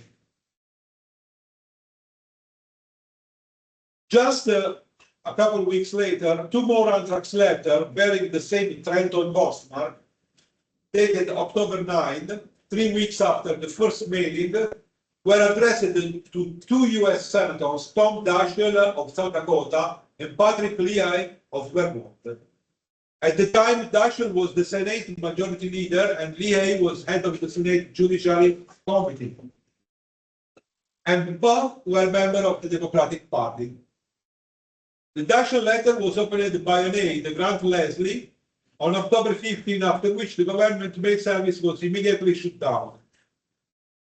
The unopened Leahy letter was discovered in an impounded mail bag on November 16. The Leahy letter has been misdirected to the State Department mail annex in Virginia because the zip code was misread. And a postal worker there, David Hose, contracted inhalational anthrax. In the second case, the material was more potent than the first anthrax letters and was a highly refined dry powder consisting of about 1 gram of nearly pure spores. A series of conflicting news reports appeared, some claiming that the powders had been weaponized with silica. Bioweapons experts later viewed the images of the anthrax used in the attacks, so there was no indication of weaponization. Anyway, there are 2 different samples used. At least 22 people developed anthrax infection, 11 of whom contracted the especially life-threatening inhalational varieties. 5 died, like Stevens, 2 employees of the Brentwood mail facility. 2 whose source of exposure to the bacteria is still unknown. Kathleen Guyen, a Vietnamese immigrant. And the last known victim, Ottilie Lundgren, a 94-year-old widow of a prominent judge from Oxford, Connecticut. All of the material was derived from the same bacterial strain, known as the Ames strain, which is a common strain isolated from a cow in Texas in 1981. All of the letters were copies made by a copy machine. The original were never found, has been never found, probably. Each letter was trimmed to a slightly different size. The Senate letter uses punctuation, the media letter does not. The handwriting goes to the media letter, and envelopes is roughly twice the size of the handwriting of Senate letter and envelopes.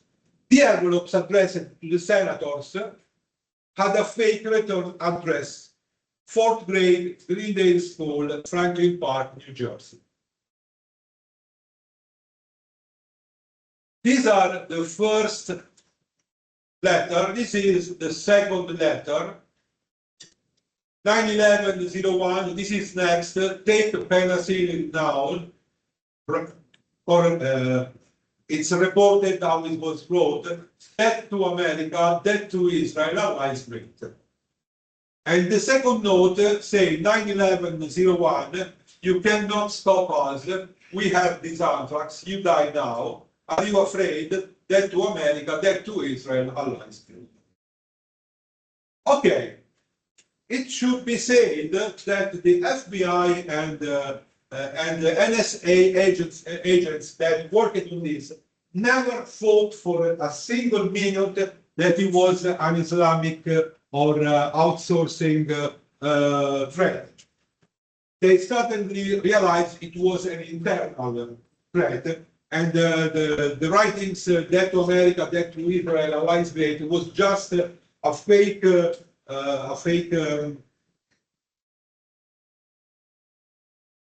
evidence to distract from the real investigation. So, a major focus in the early years of the investigation was the bioweapons expert Stephen Hatfield, who was eventually exonerated. And despite, as I told you, anti-Israel proclamation and mostly him written, the track of external terrorism was never really taken into consideration. And they were right, of course. Bruce Edward Evans, a scientist at Government Biodefense Lab at Fort Detrick. I remember I told you about Fort Detrick, Maryland. That was the center of biological warfare program of the United States. Okay, he was a scientist, worked there, and he became a focus around April 2005. On April 11, 2007, Evans was put under periodic surveillance, and the FBI document stated that he was an extremely sensitive suspect in 2001 anthrax attack. But in 2008, Evans committed suicide with an overdose of Tylenol. Federal prosecutors declared Evans the sole perpetrator on August 6, 2008, based on DNA evidence leading to an anthrax vial in his lab. This is there are many shadows in this story, but anyway, we can say that Evans was involved. I don't think it was the sole perpetrator, but it was one of the perpetrators. It is still a shady story. Okay. So this episode is still partly unexplained, as I told you. It struck the heart of a country that was already devastated by the pain of a few days earlier of the 9/11. Even if the attacks had a limited outcome, with just 5 people dead, they showed the vulnerability of the democratic system and eased in fighting biological agents. And things changed. So after the 2001, many things, have changed. But can we say that we are safer than before? Or can we say we don't live in fear? I don't know. I do not have an answer to this question. And probably there is not an answer to this question. This is, okay, we are coming up to the last years. This is the case study number 4, a pungent strawberry. Spoiler, how a disgruntled employee can terrorize the world with just $2 Australian of expenses. So, Queensland and Western Australia, 2018. In a food safety crisis started in September 2018, numerous farmers of strawberries grown in Queensland and Western Australia were found to be contaminated with needles. These are real pictures, okay? Queensland police reported that by November 2018 there have been 186 reports of contamination nationally.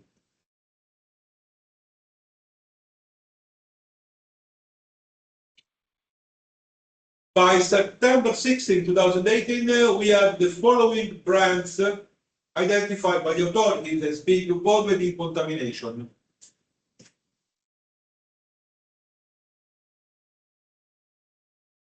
So on 15 September, the Queensland Premier announced a $100,000 reward for information leading to the arrest and conviction of anyone responsible for the sabotage. And on 18 September, she announced a $1 million assistance package for the strawberry industries in the state, telling state parliament that this past week, Queensland has been the victim of an highly calculated and despicable crime. The two largest food retailers in New Zealand, Woolworths, New Zealand and Foodstuff, announced that they would be removing Australian-grown strawberries from their shelves, and so did a lot of other countries. So, the Senator Bridget McKenzie described the contamination as a deliberate sabotage and urging consumers to exercise caution and cut their fruits before consumption. There were a lot of related incidents because this factor started a lot of copycats and imitations. And you can see here New South Wales police reported a young boy being arrested after admitting to hiding sewing needles in strawberries as part of what police consider to be a prank. And the current penalty in New South Wales for the deliberate contamination of food is up to 10 years in jail. Also, 20 September, a customer in New South Wales Central Court discovered the needle inside a mango. We have, anyway, perpetrators. On 11 November 2008, Mi-Ut-Trin, that was a 50-year-old farm supervisor from Caboolture, was arrested in Brisbane and charged with 7 counts of contaminated goods, relating to one of the initial cases of contamination of the Berenices brand. Mrs. Trin worked at the Berenices Berry Obsession Fruit Farm as a picking supervisor. When she was fired, she planned a revenge. And she just bought a bunch of sewing needles and put in the strawberry, $2 Australian of expense. Much worse, she started a copycat effort that terrorized Australia and New Zealand and spread fear all over the world. Question, why? Why, in your opinion, this case spread fear all over the world more than September 11? Yes.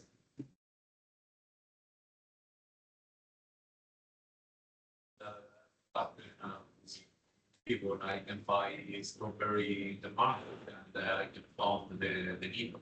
It's psychological. Right.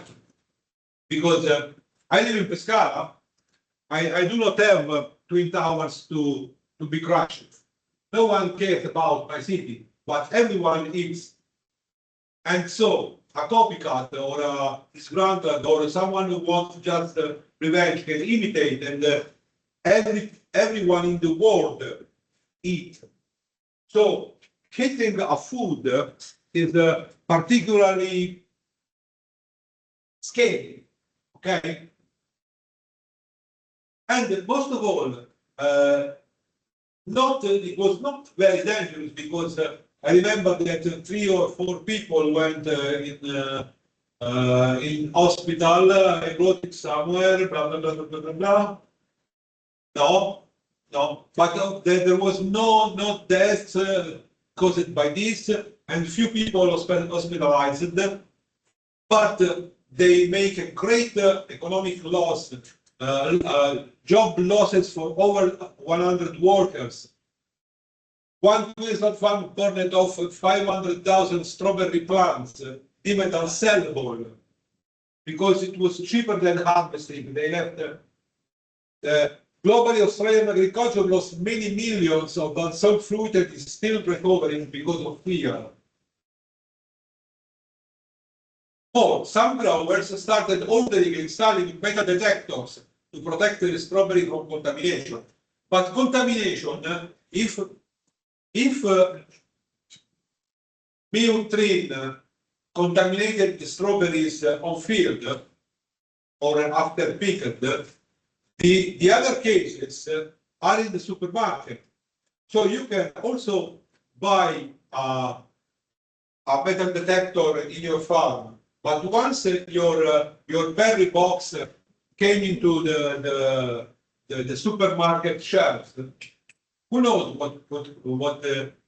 who can do it? So the fear of tampered food spread all over the world because every woman being needs to eat, and then every country is potentially vulnerable. This story was not very famous in Italy because we produce our own strawberries from Sicily and from other southern regions. But in Northern Europe, it caused quite a fear. I remember something similar with the passport water, with the, like, people. Really? No, injection of 18. Valentina. But, you know, Mica lo prego, guarda. Perché sta?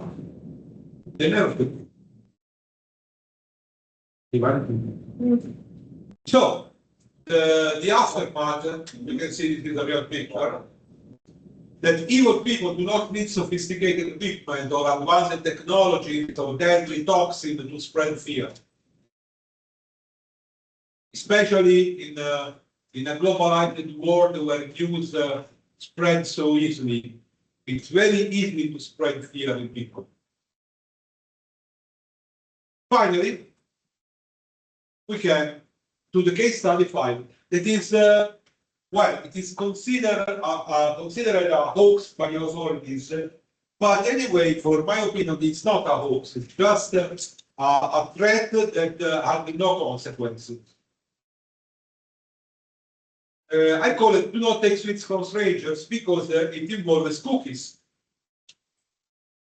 19 April 2019, just before the SARS-CoV-2, a set of blackmail letters with the postmark from Gand, Belgium, was sent to the major food and cooking industries of Europe. In those letters, a group named Quick and Fluke Associated, Quick and Fluke are the characters of a famous Belgian comics, asked 300,000 euro for each company, otherwise they were going to tamper their products with oleandrin. Inside the envelopes, a mysterious green powder. Analysis evidence that it was powder of oleander leaves, and it effectively contains oleandrin.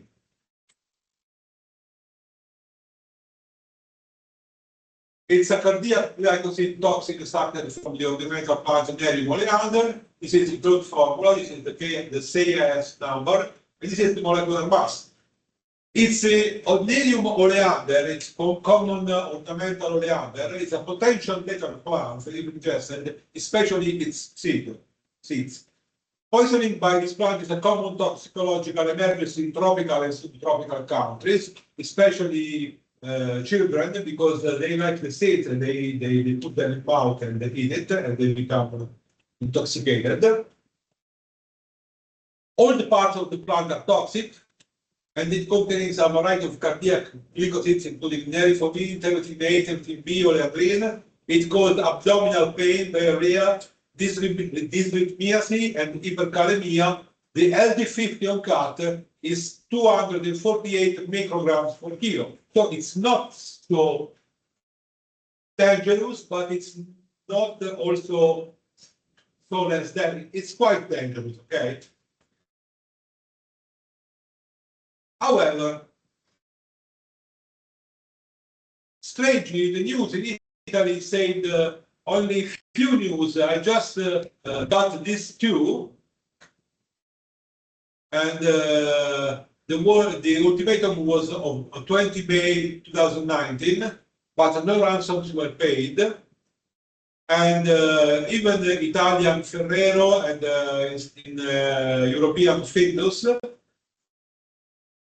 no US government took seriously the problem, for what is known. No specific emergency communication was done. Investigation started in a sudden all over Europe by Interpol, but led to nothing.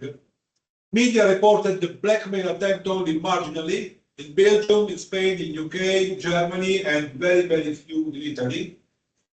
The common people, at least in Italy, apparently didn't even notice this biocrime attempt. Strangely, it is quite strange, France food industries were not blackmailed at all. Otherwise, the food industries of almost all European Union were targeted by this threat. So, after the ultimatum date, no attacks followed. So it was assumed it was a hoax or a dangerous prank. But in fact, inside the mail, there was polyandry. So they have the potentiality, the capability to carry on a real menace. Well, you need to access the facility, you need to access where the cookies and the other products are made, so you need to pass some security system. But anyway, they had the power, they had the capability to contaminate, to tamper the food. So for me, it's not a hoax, or it's not to be considered a hoax or a prank. Is it a hoax if I put sugar in the mail and say this is anthrax? And this is not anthrax, it is sugar, because I do not have anthrax. So this is a dangerous prank, but just a prank. But in this case, the poison was present. So I don't know. Or probably they just want, you know, secret agencies, and so they conducted an internal investigation and they solved the problem. So it's just a prank, but they resolved the problem. I don't know. So, according to EU regulations and laws, food safety protocol must be appropriate to the company, and the checks must be widespread and periodic. Of course, after this episode, the biggest European food industry increased dramatically the safety and security levels both in production factories, in storage buildings, and in logistics. These are, of course, good news. But if increasing safety and security can be sustainable and even desirable in large companies, this is less probable and less doable for small and medium enterprise and for retailers. Do you remember the study of the strawberries for supermarkets? This is not true, therefore they certainly represent the weak link in the chain, and they are considered extremely vulnerable to any deliberate attack. Supermarkets, retailers, and so on. In conclusion, globally, we suffer from a lack of culture, also of laws, about what is so-called food defense. We talk about food safety, we talk about food security, but especially in Italy, we talk not enough, or well, there is just a group, a team in Milano, a team in Bologna, and me, who are speaking about food defense. I don't know if there are others, but if you speak about food defense, people start laughing at you. They want it food defense. So, it is our duty in our field of expertise to guarantee more safety, more trust, more peace of mind for everyone. And we will do our best to accomplish this task in one of my thoughts. So, peace through awareness, not fear. Awareness, so knowledge, led to peace of mind, led to tranquility and also to peace. But we must know what are the menaces, what are the threats. We must be aware of the probability of the threats, and we must do our part to avoid or to reduce to a minimum acceptable level the probability of this menace. And for what? Okay, my presentation are over. I bored you a lot, so I gave you just 5 minutes of time to break. And then we do a small exercise, but it's very easy to carry out. Recover.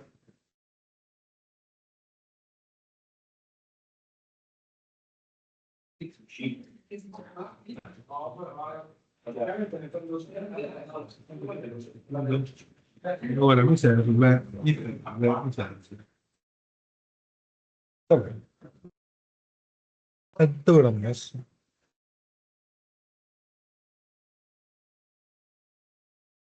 Ah.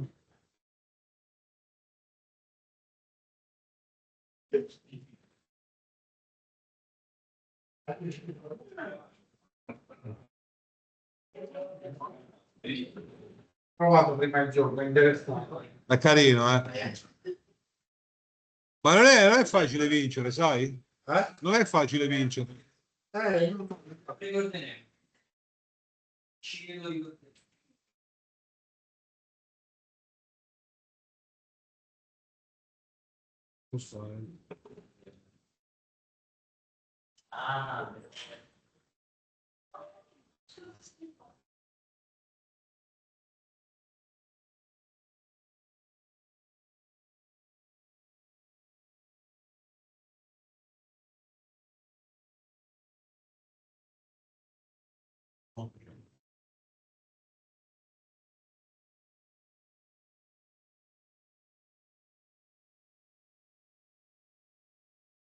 No, no, so, qualcuno l'ha con le partite. Ma che ma un po' una settimana sopra del campo. Sì, sì, esatto, 5 ore.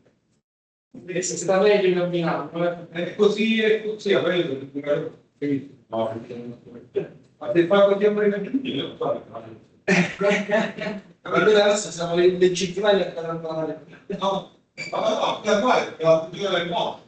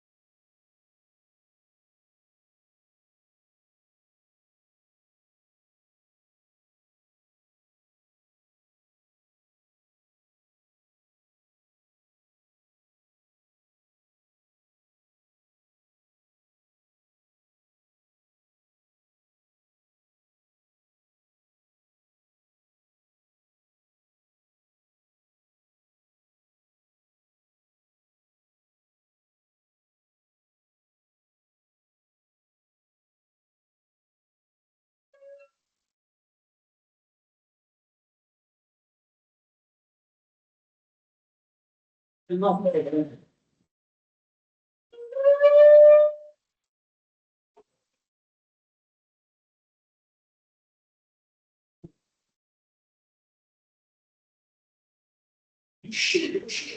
non si vede.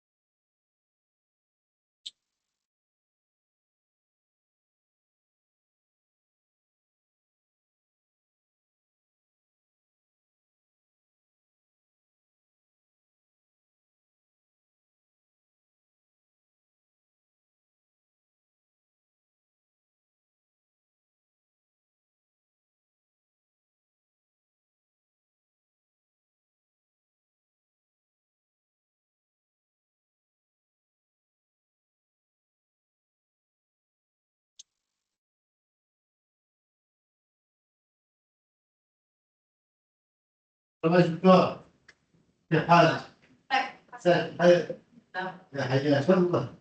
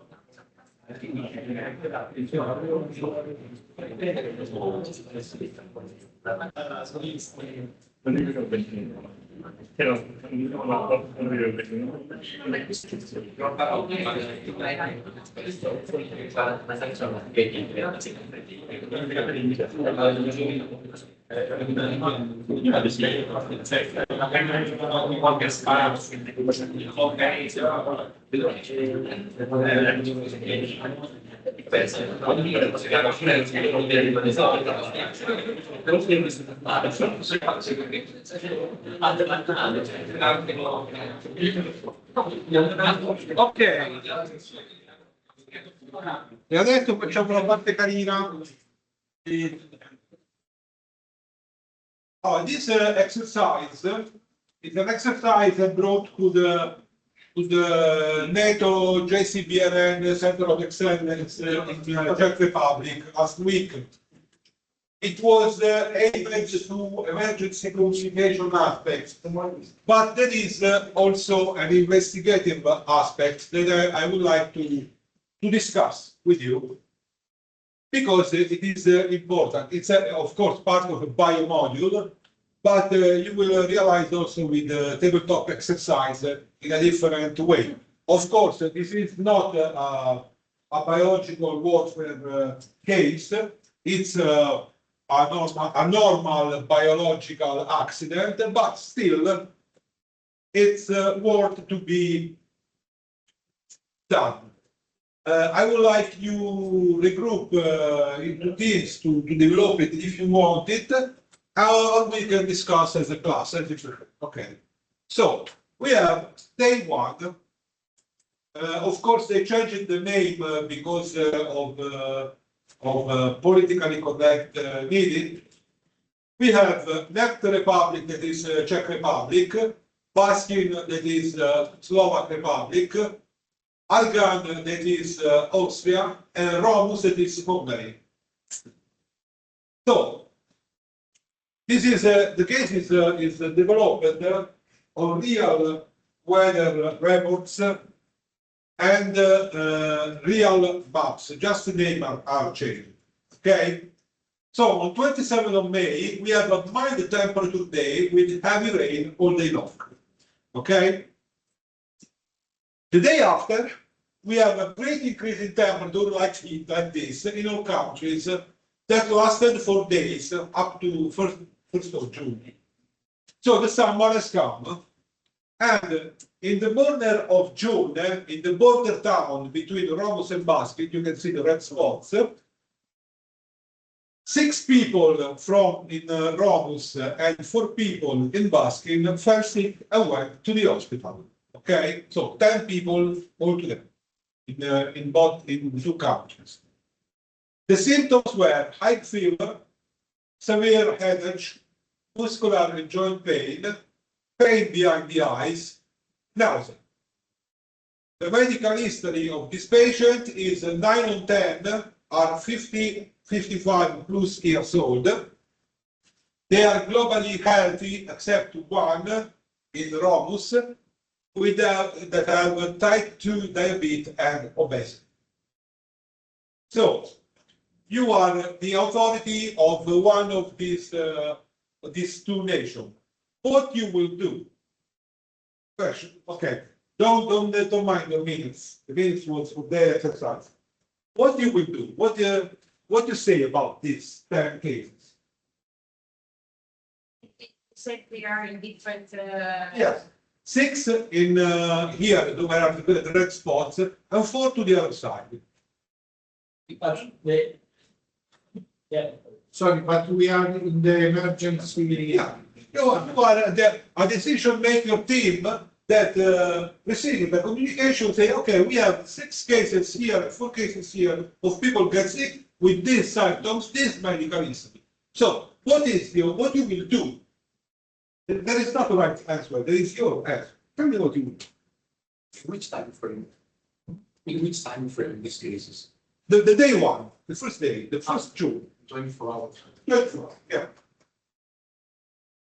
We ask for some more analysis. Okay. Why? Because it seems strange that 10 people at the same time have the same symptoms. Yeah, but you can see that this symptom could become flu. Oh,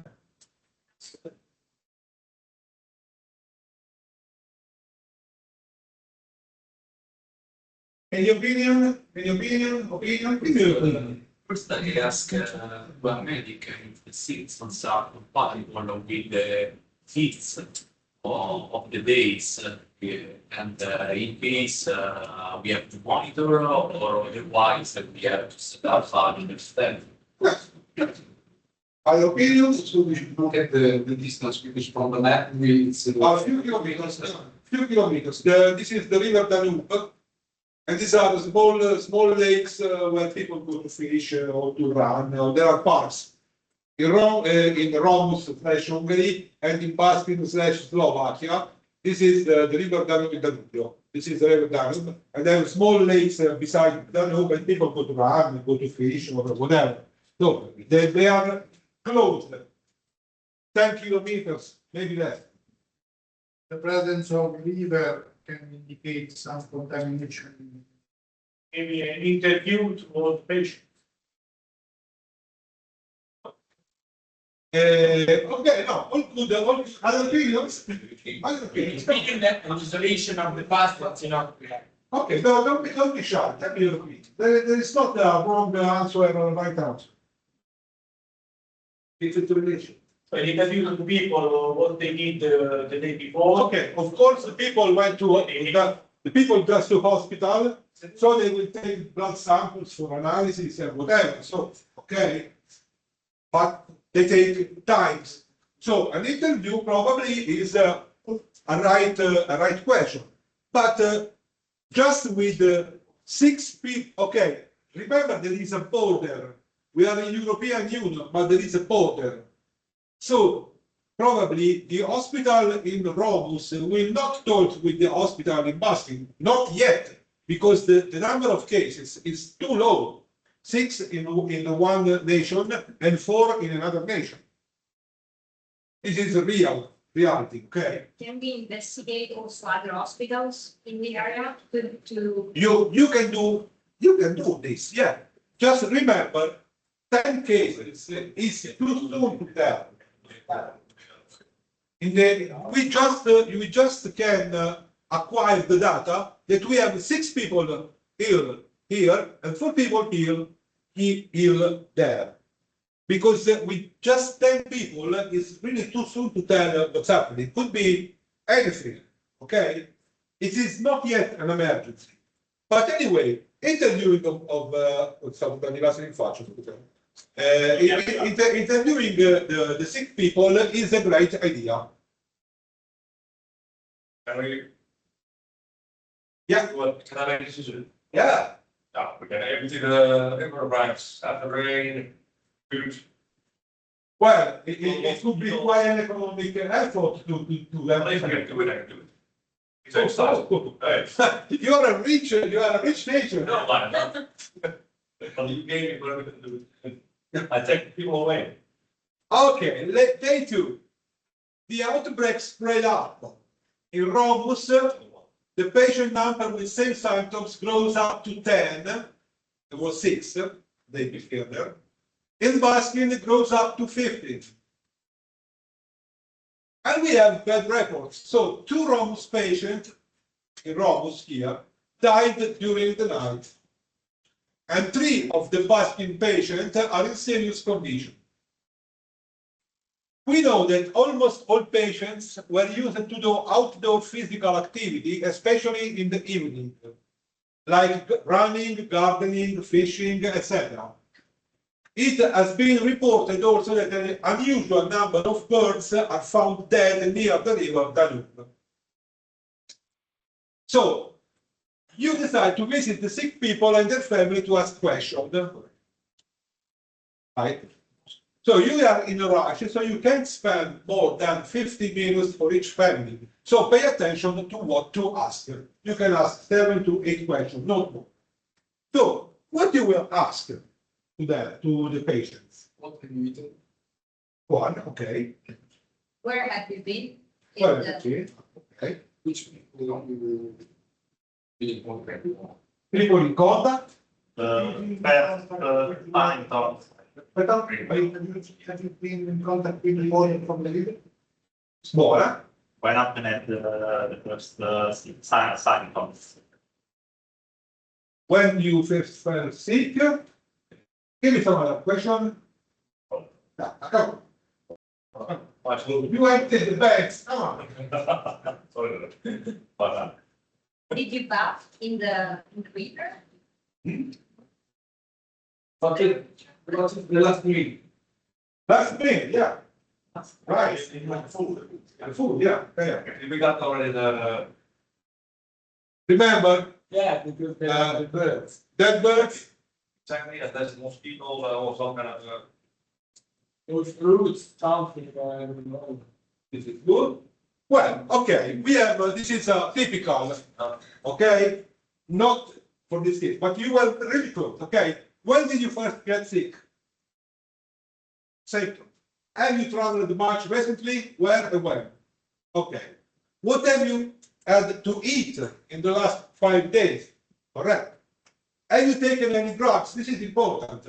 Not drugs, medicine, I mean, okay? If yes, what and why?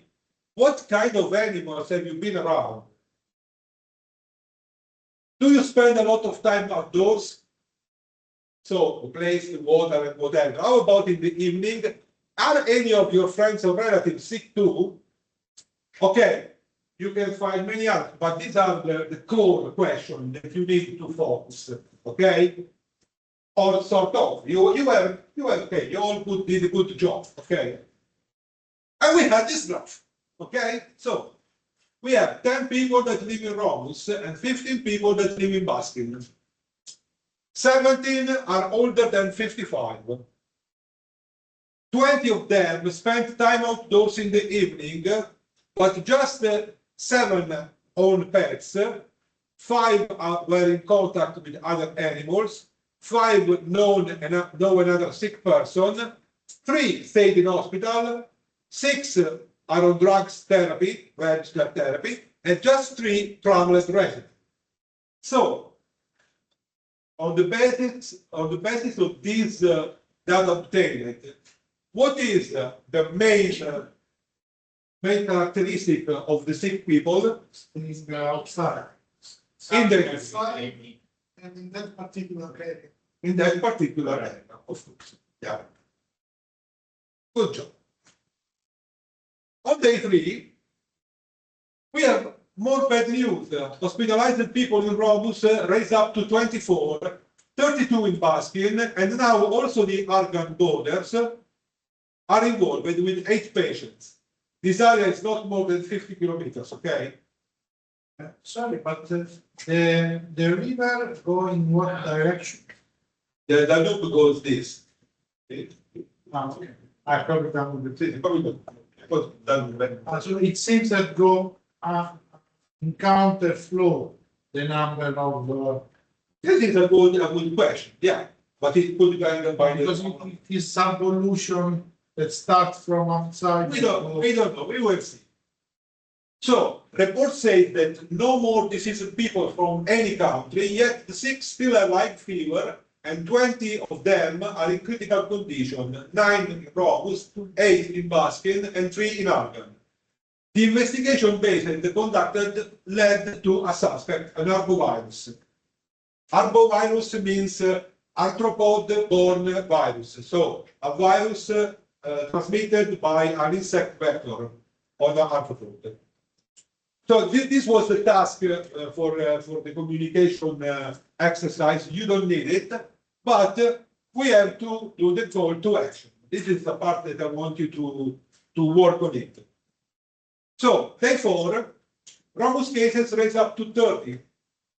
No new case in Baskin, and Argan rise up to 40.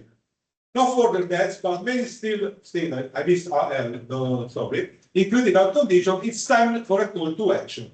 So we know that it's a virus spread by an insect.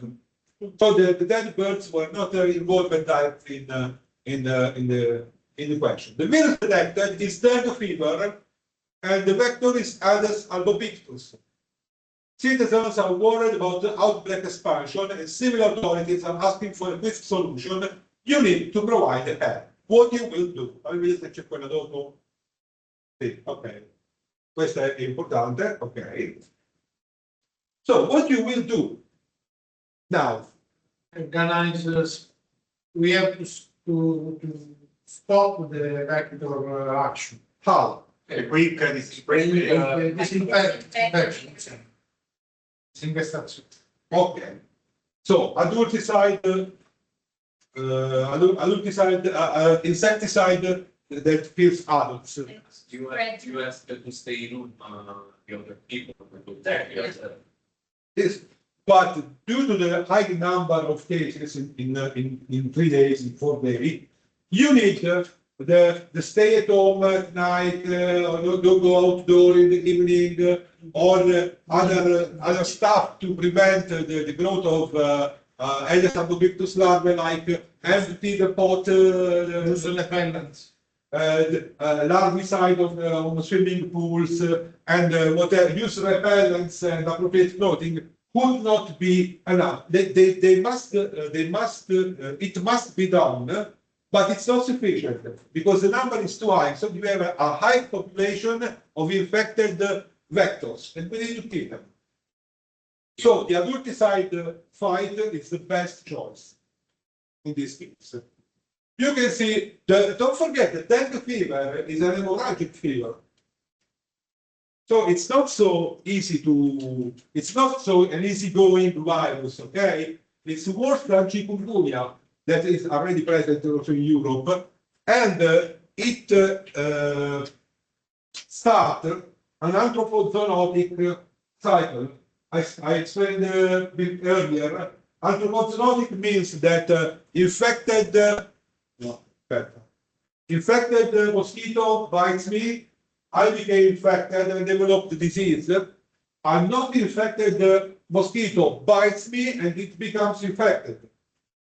So it is important also to isolate the patient from other mosquitoes with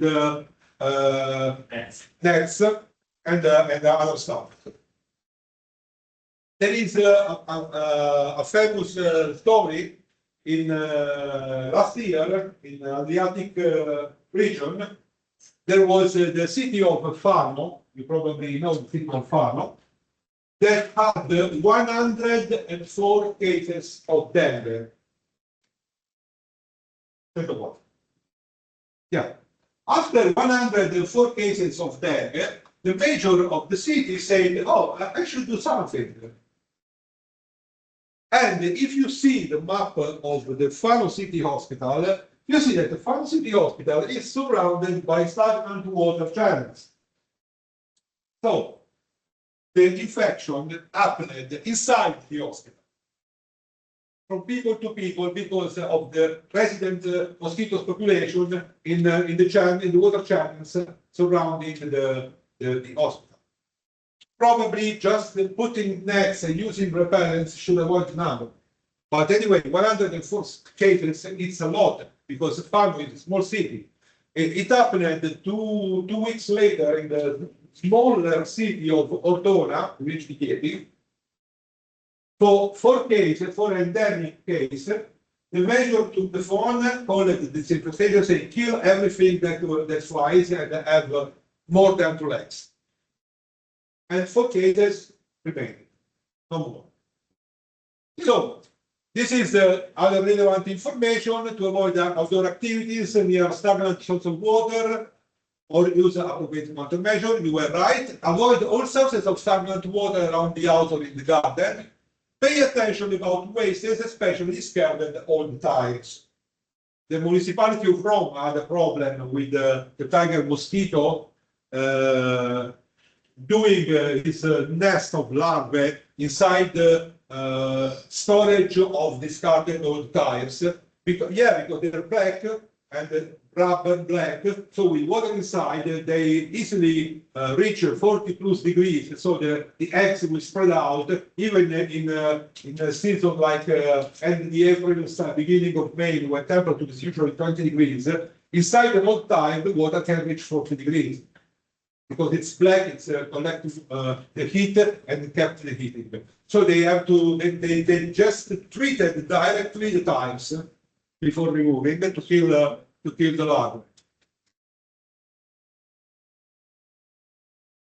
So once detected the dengue fever and its vector, that is Aedes albopictus, due to the relevance of the outbreak, it was decided to treat only urban and suburban areas near the river with adulticidal insecticide, and involve also tire dealers, various municipalities, waste workers, wearing appropriate clothes if doing activity outdoors, use insect repellents, and more, it's not recommended to do outdoor activity near lakes. So you were all right. Now, in day 6 plus, we have an epicurve. You know how it works, an epicurve? Epidemiological. Yeah, and the epidemiological curve is just a curve that shows the number of sick people by date. In this case, we have 3 different colors because we have 3 different countries, okay? And you can see these are the cases on day 1 I showed you. These are the cases on day 2 I showed you. This is the cases day 3. Then in day 4, daily, I mean, so the sum is the sum of all the days. Day by day, they are explained. Then between day 4 and day 5, we did the action with insecticide. Sorry, but they are the sick people for every day, For each day. for each day. It's not totally active, it's day by day.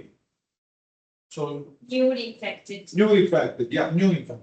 So we did the treatment here, and we can see that still on day 6 and day 7 we have few cases.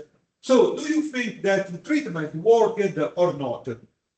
Seems to be effective.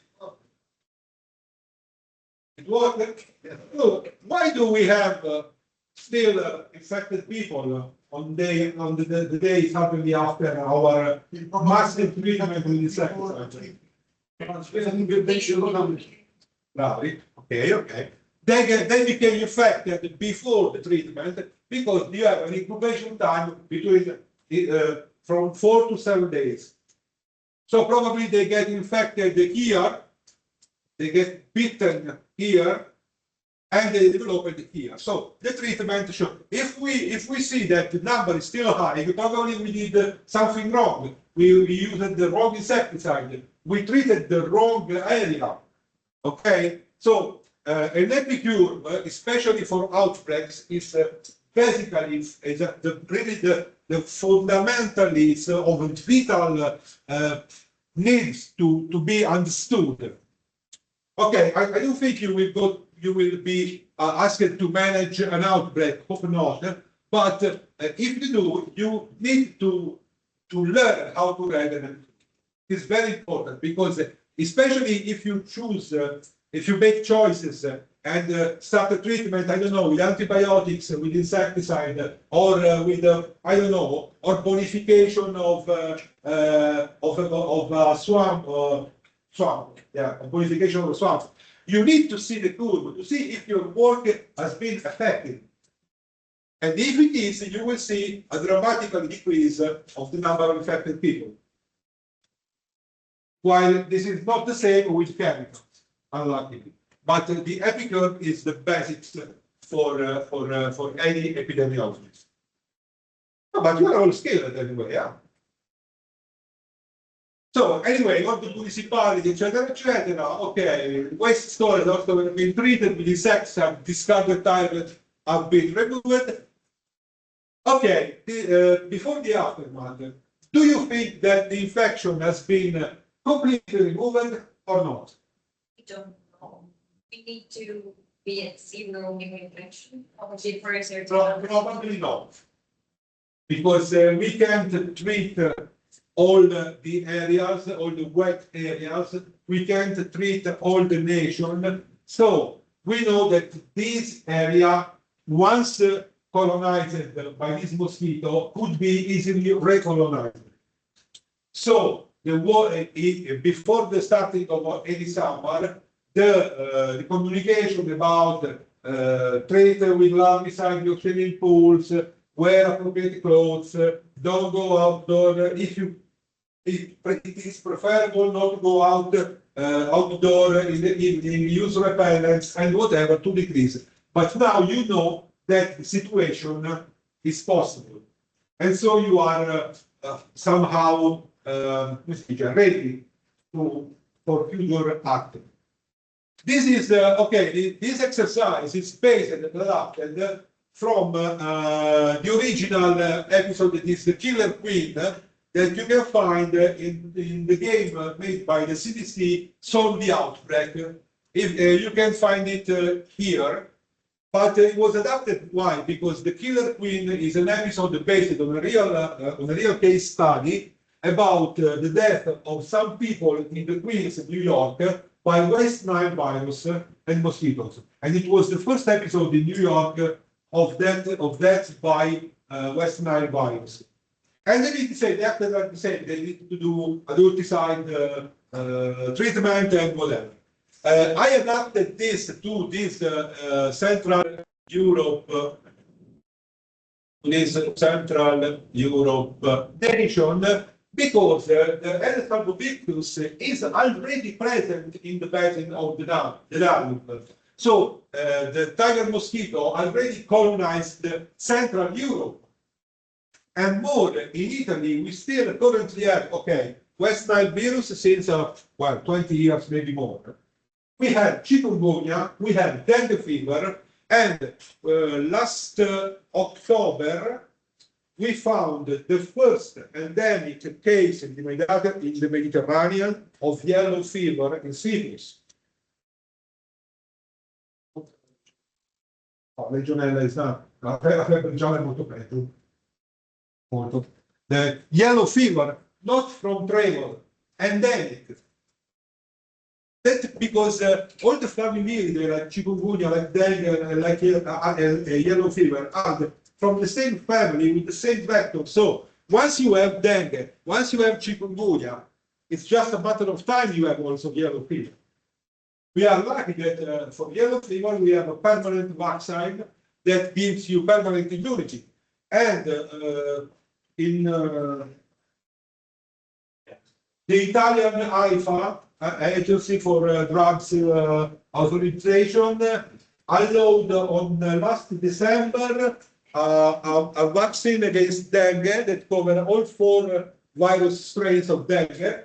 But you know, after the COVID-19, there is a lot of people who is afraid of vaccines. So how can you go them to and speak about vaccines after the COVID-19? You have to take care about this. So there is a lot. So global warming is bringing us new diseases. Especially, I told you about this exercise because I told you about vectors. How it is important because they found a temperature and a climatic area that is favorable to reproduce, to mate, and to reproduce, to deposit eggs and larvae and whatever. So diseases that were known to be in the equatorial zone now are common even at this latitude. And we need to face them, to confront with them, because we are not ready to fight this kind of disease, because we are not used to live with them. But it's the elements from an hospital. When start on this case? It depends. It depends on the number of cases, on the severity of symptoms, but there are protocols. There are protocols, but if, okay, you know about COVID-19, no? When in Bergamo, in Codogno, the first patients came, it was like a common flu. A famous Italian virologist that I personally hate her and I really want to meet her and tell her a few words, say, oh, it's just like a common flu. And she was lying. It's true, she was lying. And so the doctors and the nurses and the person in the hospital say, yeah, it's okay, it's a common flu. Then they start dying. But once you start dying, things get already worse. So it's too late. And it was too late. The protocol, there is a protocol, but you know, the biological agent between the cause and effect there is a gap of time that could vary depending from case to case, and it's not easy to examine. If you go to the hospital with high fever and headache and nausea, no one will take a parasite test for your blood. They say, no, it's flu. Because we are not ready. Probably if you are in Brazil, if you go to the hospital with a high fever, they say, okay, it's dengue. Because they are not used to flu, they are used to dengue. But also because if I put the dengue in the hospital, I put the risk on the hospital people. Well, the patient itself, it's not contagious for other patients. It's contagious